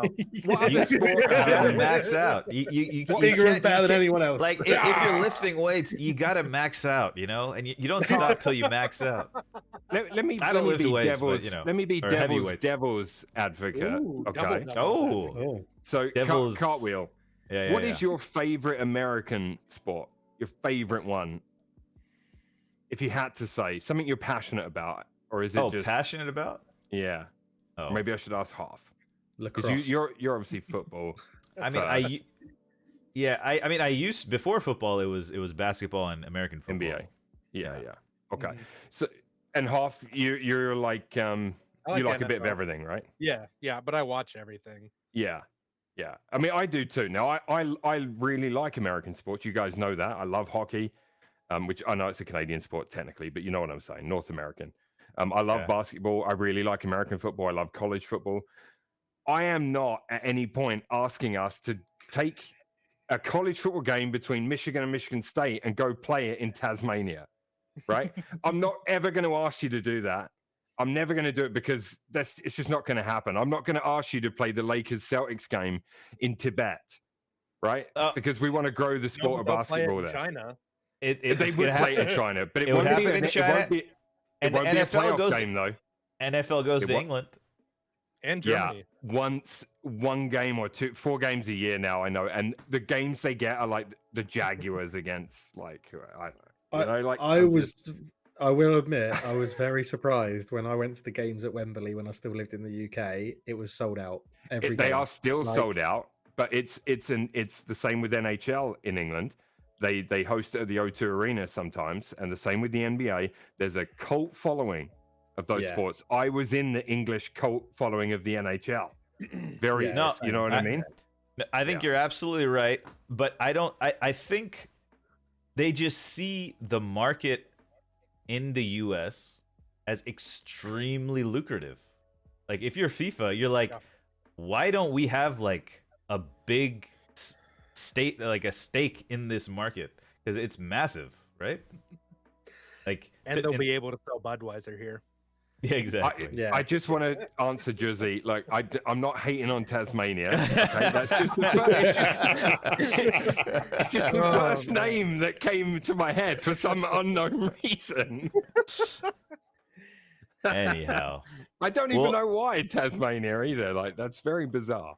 We'll Yeah, I see- mean, you we'll picked see- Tasmania in Tibet, so Tea. I've got tea in my mic. Can I have a cup of tea? There we go. I'm sure we'll get more info on this Club World Cup. I mean, 2025 is a couple years, so we'll see how it goes. I mean, 2025, so it'll be the year before the World Cup, every 4 years. After Interesting. the Euros. Yeah, so it'll be Euros, Club World Cup, World Cup. Jesus. So what happens with AFCON then? Because AFCON is the opposite years to the Euro, isn't it? Well, they're winter, right? So Don't worry about AFCON. It'll They'll just be be- it'll be invited to the year money round. show. year-round football, man. I mean, Just Anyways. imagine the teams are not going to want to do this. I mean, All right. maybe you'll see. Yeah, who knows? Who knows? We can talk about this. I'm sure we will talk about this. we'll talk more about this. Let's switch gears now. And Tune we're, in you to know, episode 441 exactly, for our exactly. follow up on this. Now, as we switch gears, as the fans, this is just awesome for us. We have midweek football already, and then next week, next Monday is Boxing Day. But let's move into club mode now. Let's put the international behind us a little bit and slowly trickle in before we get into our trivia for the night. Transfer news. January is fast approaching. The winter transfer window will be opening. Many clubs held off a lot of business in the summer for this World Cup. Players wanted to keep their starting spot at their club or their position at their club. Did not make summer moves. Now we'll be looking to make moves ahead of second half of the season. I mean, I noted down a couple of rumors, which are pretty wild. I don't know if you guys have any rumors. Maybe we can go around in a circle. I don't know if anyone wants to. I'll start. United are in a battle with Atletico Madrid and Barcelona for the signature of 27-year-old Rabiot. What's his first name? Adrian Rabiot. I don't see why we need him. No. I really don't see. I think United- his agent just likes to get him out there because we've been linked with His him mom. so many times. His mom is His his mum. agent. Yeah. Is it really? Yeah, and apparently she's really difficult to work with because we were going to sign him in the January and we couldn't agree terms with his mum. So. United plotting double move for Bellingham and De Jong. 200 million. Take it. Yeah, done. Good. It's Take not it. my money. Go and buy him. Something I did read: McAllister of Brighton, the Argentinian, amazing number 20 for them. He signed a new contract in October with Brighton, extending his He contract. reeks of a Chelsea signing. Reeks of Yeah. it. He does. Yeah. He does. Speaking of Chelsea, Conte is in advanced talks with Barcelona for a summer move. He runs out of Oh, contract. Barca. On a Jesus free, Christ. of Sign course. someone young. Arsenal, Manchester United, Bayern Munich, and PSG all have inquired about Vlahovic. At Juventus, who is obviously Juventus is in some financial trouble. A lot of their players may be looking for a move away. So We need a Vlahovic, the forward. 22-year-old. Yeah. On the topic of Arsenal, who was heavily linked with Vlahovic in January, Marcus Thuram has been linked with a move to Arsenal. 10 to 12 million pounds from Mönchengladbach as a Gabriel Jesus stand-in. Also Tielemans to Arsenal, who's out of contract in the summer. Yeah, I think Yeah. we were highly touted to get Tielemans in the summer just gone. So if Leicester want to make any money on him, it'll have to be January or have to be a cut price deal, right? I can Yep. see that happening, but I don't know. I think Memphis- Thuram for 10 to 12 million will be a bit of a steal. He's only going to Yeah. go up in value, right? Even Mm. if it doesn't work out, sell him for a bit more after some Champions League experience and all that. Marcus Thuram is 6'4", by the way. He didn't. Yeah. Mhm. Big guy. Big stride. We also have Newcastle, Liverpool, and Real Madrid all linked with World Cup golden boy Enzo Fernandez. This is where Newcastle could really, Liverpool are very heavily linked with him. This is where Newcastle could slowly make their moves in the market and disrupt things, disrupt the status quo. And And with Diaz out, I think Liverpool would be chasing him even more. try to switch back to that. Yep. 3. Oh, Arsenal with Mudryk as well. Mudryk. Mm. And Yeah. United, I saw a nice rumor, which I liked, so I wrote it down. United in for Mohamed Kudus. Mm. One of my favorites. Kudos Nice. for seeing that one. There you go. Exactly. Midweek matches, we have, on Thursday, we have City versus Liverpool in the what is it, the Carabao Cup? Or what is it? Bang Energy Cup? Imagine going from the Energy World Cup. Cup to the Carabao Cup. The Carabao Cup. Copa Like, del just- Rey in Spain as well. United Burnley in the the AFL Cup on Wednesday, so I'll be happy about that. Next Monday we have Boxing Day, the 26th. Arsenal, West Ham, Aston Villa, Liverpool. Notable matches there. We'll have matches, and we'll discuss more matches then. So at the beginning of the show, folks, I asked you guys a question. Oh wait, no, we gotta do trivia. We have. Oh my god. Okay, Yeah. here we go. Trivia. So guys, we have a rapid fire quiz today. Is that right? Yep. Rapido Milo's Fuego. gone. We do? Rapido Fuego. Milo has the rapid fire, Yep. and we all Right, have. Milo, can you just give yeah. us a countdown and go on 1, 2, 3? Everyone say go. I like that. All right. Right now. Just do it right now. So on 3, you want to say it? 1, 2, like 3 is the end of your question, basically. And then we you all One, have guys two, will answers. say three, go. go. Okay. And then we all say go. 1, 2, 3, Go. Go. That was all around the same time, it seemed. Well, I Yeah, I said mean, it I was quickly. I didn't say it in rhythm. I said it like I'm answering the question after 3. Oh, I said it in rhythm. Okay, let's do it in rhythm. That was pretty close. Well, you two were the same for me. Hoffen culture. All right, let's do it one more time. Sorry. All right, 1, 2, 3. Go. You lost a bit of rhythm It was there. all 3. All right, let's go. Let's get on with it. Let's get on Okay, with here we All go. right, Here we go. For the people that don't know what we're doing, the rapid fire quiz, they all have to say a word to get the chance to answer because we could set up buzzers and all that. We could do that, by the way. We should But do that. This next is time. funnier. I think this is Okay, funnier. That's So- true. It is. Giroud! Yeah, exactly. We wouldn't get that, would we? You see, you know, we wouldn't get the Giroud moment. Tonight's activation words are all famous people with mustaches. Oh, So, Tom Selleck? should I shave in a mustache right now? well, I mean, Good, you've good, kind good, of good, good. you've got one there, and I've got one because I'm you. Oh, See? So, for the this purposes is great, of by this the evening. way. This is So great. yeah. So anyway, Cartwell, your activation name tonight is Tom Selleck. Oh, Tom. That's the one. Yeah, Tom. I will accept Tom. I will accept Magnum Selleck. PI. Hoff, yours is Hulk Hogan. Oh, One of my most favorite mustached men. Culture. Yours is Ron Burgundy. Oh, Ron. I'll take Ron. very Could have went a nice. different direction with that. I'm glad Tom. you didn't. Oh, close chat. Sorry. Okay. Yeah. All right. That was me. Okay. Are you guys ready? Yes. Ron. Yes. Tom. Hulkamania. All right. Question Hulkamania. one: who won the Ballon d'Or in 1998? 1998. Tom. Cart? Ronaldo. No. Hulk. Go on, Hulk. Zidane. Zidane. I got Is I got it correct. mixed up. Yeah, I got it mixed up. Which year was the first Premier League season? Ron. Cultured. 92. Yeah, I will accept 92. It's 92, 93. But 92, 93. Sorry, yeah, 92. yeah, no, that's fine.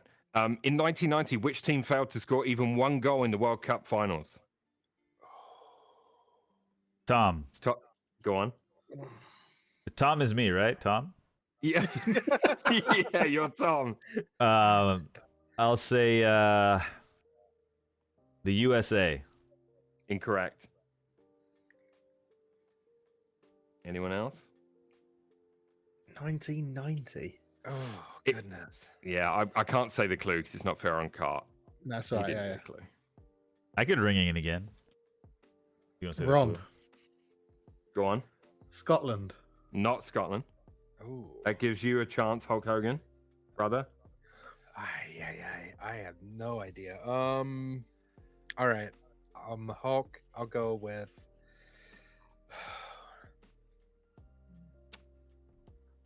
West Germany. Incorrect. The answer, for irony's sake, was Argentina. Oh, wow. Yeah. Yeah, exactly. Which team won the first Premier League? Ron. Tired, cultured. Man United. Correct. Which UK team was the first to win the European Cup? Hulk. Tom. That'll be half. Celtic. Correct. Yeah. Well done. Well done. Oh, where did that go? Which England manager gave David Beckham Ron. his captain's armband? Go on. Oh, you finished the question, luckily. Peter Taylor. Peter Taylor is correct. Hey! Not Graham Taylor. I wish Not you'd Graham said Taylor. Graham Taylor. Is that the tournament? How many clubs played in the first Premier League season? I'll only accept one answer from you.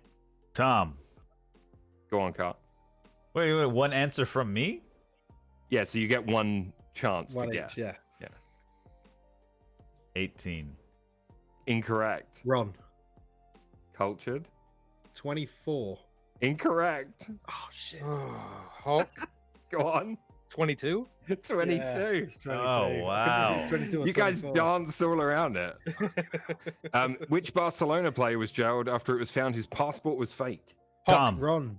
Oh, I had Hoff. I had Hoff. Oh. It was tied between me and Hoff, but I'll give it to Hoff. Was it Patrick Kluivert? Incorrect. So that would be Cartwheel. Oh, that's incorrect? Yeah. Okay. He was These jailed are for something else. Ronaldinho. Correct. Yeah. Okay, okay. Ronaldinho. Wayne Rooney scored his first Premier League goal against which team? Tom. Ron. Oh, I had cultured. You had cultured. Unbelievable. Definitely. Chat. Talk to Definitely, chat. Jake. Talk to chat. Just talk to chat real quick. Just talk to chat. Like, That's okay. Go ahead. Can I? We did the chat- test. We did the test. Go ahead. Arsenal. Remember the name. It was Arsenal. Yeah, it was Arsenal. Which footballer has had a galaxy named after them? Ron. Cultured. Ibrahimovic. Incorrect. Tom. Go on. Cut. David Beckham. Incorrect. what? All right. Hulk. Go I'll on. go. Why not? I have no idea. Messi. No, it is CR7. I mean, who else? Oh, would of have, course it is. Of who course else it would is. have a galaxy named after him? He probably named it himself.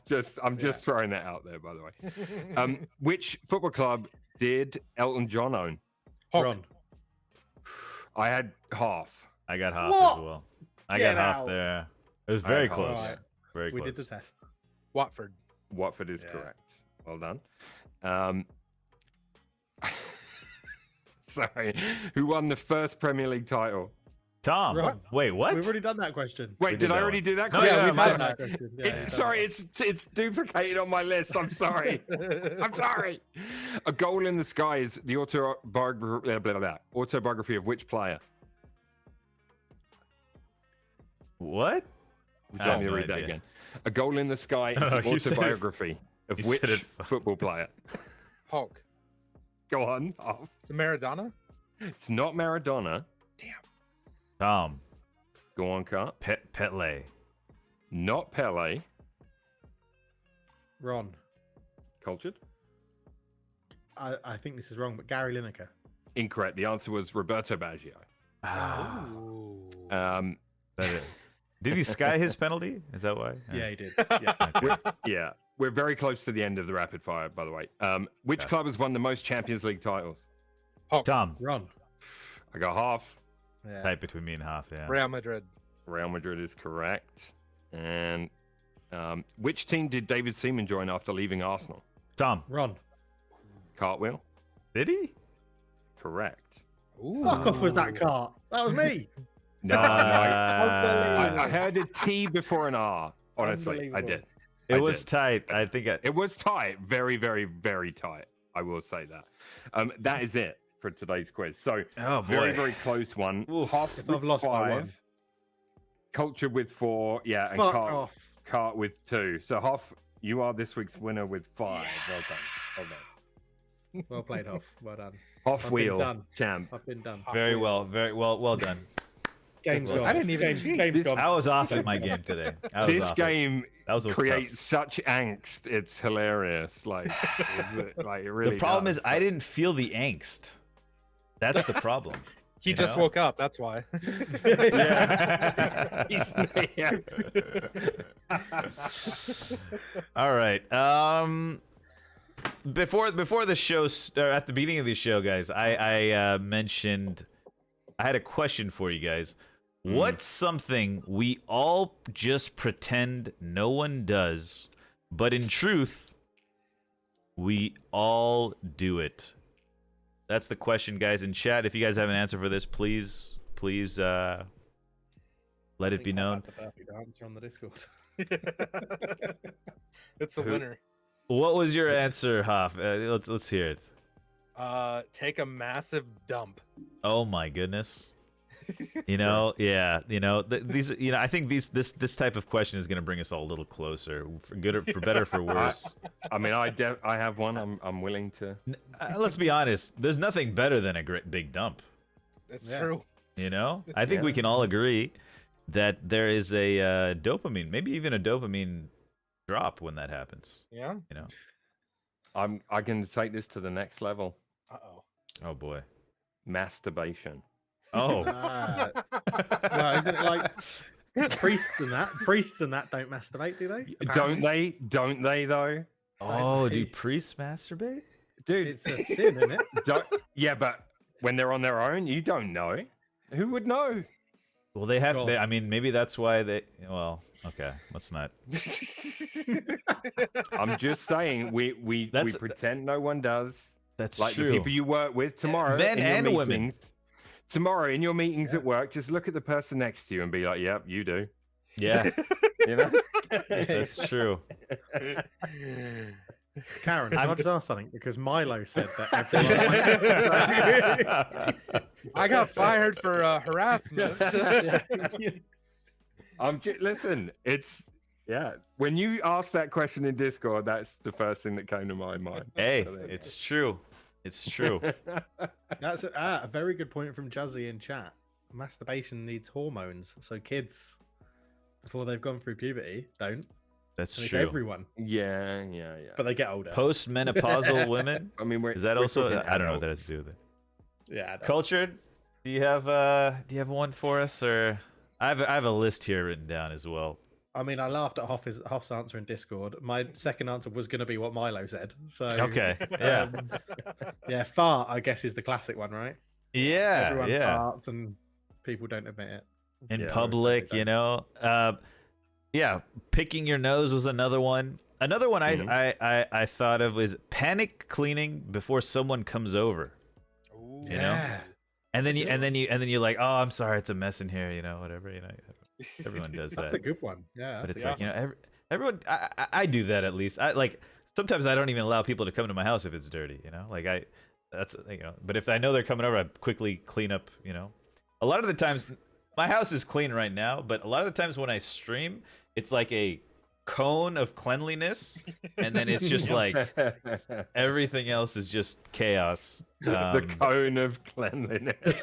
It's much like Messi's goat cloak. Another one is children. As children, we hide profanity from adults, and as adults, we hide profanity from children. True. You know, for the most part, I've heard some, you know, more liberal. I've been in some liberal households. Okay, now here we go. Now there's some more. Let's see. Open a card and pretend not to see all the cash fall out of it, and read the message that's in the card. You know, like from like, you know, when your birthdays and what you're like, oh, cash, oh, whatever. You know, read the message. You know, I'm gonna read the message now. Yeah. Oh, it's so heartfelt. I can remember the as a message. kid. Yeah, we just ignore the money. Yeah. Ignore the opening money. a Right? card and reading the message and then shaking the card to make sure the money had come out. Other ones I have here, these are a little more, I don't know, yeah, you know, read messages from the notification bar, then pretending you didn't see the message until Oh, much yeah, all the later. All Until the much time. later. So that you don't get the 2 blue ticks on I WhatsApp. mean, you turn Exactly. what's up? I was gonna say I turned read receipts off. Forget the that. red receipts off. This was a kind of a weird one I read was intrusive thoughts that make us question whether we're secretly psychopaths. I mean, Okay. I think everyone You know, had that thought. you know, Maybe. I have a thought every now and then, like maybe my parents, you know, didn't tell me I'm a little mentally challenged, or something, you know, like if it's just like, look, your son or your you know, Cartwheel, he's not completely mentally You challenged. cartwheel. You know, he's not completely mentally, It's a but he's just a beautiful little baby boy with long hair and sunglasses. What It's should I up call to him? it's up to you to tell him, you know, however you want to deal with this. And then the last one was, what was it? I can't remember what it was. It was I like laughed so hard my mustache came off. the last one was rereading a comment you made on a post, like as though it was Shakespeare or something, or like you know, like oh, that was a good response to that, you know. that kind of thing. And then it doesn't get one like, and you're yeah, or like, something, yeah. Yeah. But yeah, you know, Yeah, just the these little power of social media. neuroticisms. I don't know what they're called. Anyways, Mhm. but yeah, I think that'll do it. I don't think we got time for categories. We'll save the categories for next week, Hoff. Got And it. by the way, thank you for dressing up. It's fun. I was thinking about doing this is what I'm thinking. One of these days, I'm just gonna do the show full face reveal, and we're just gonna act like nothing happened. All right. we should All right. probably get on about 20 minutes early so we can all get over the transformation. You know. Make We'll sure do that. Iran is here. No, Iran Yeah. cannot be here. I'll ban Iran first, and then we'll do This that is, stream. I like what Tin just put in chat. This stream looks like a nerd bank heist planning session. Yeah, like if we were playing or planning a heist in Grand Theft Auto, Yeah, and we're all like Exactly. custom characters. Yeah, this is our gang.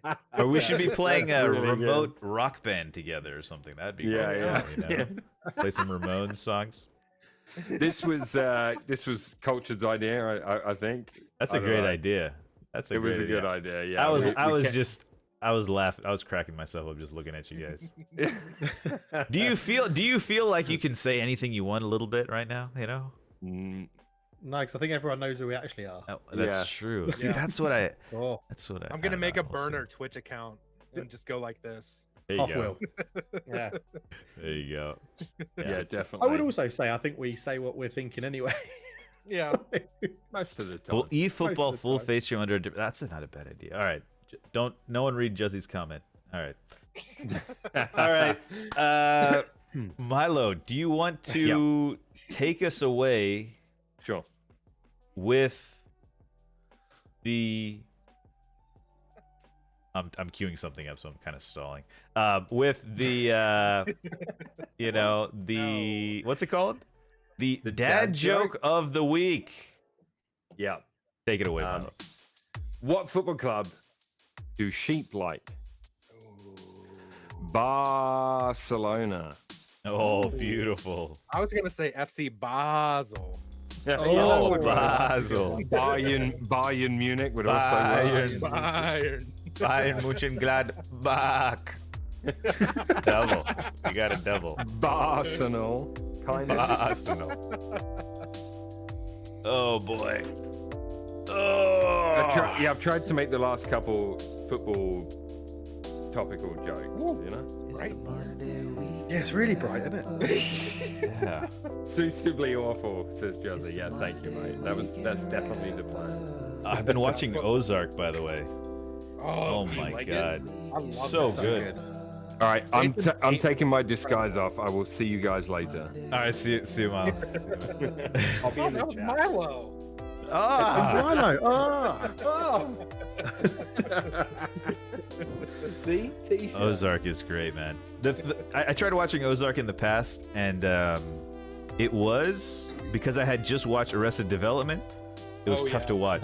So Yeah. seeing Bateman like that, and also I don't know if you've heard his podcast, Smartless. I haven't. No. Oh my God, the guests they get are amazing. Okay.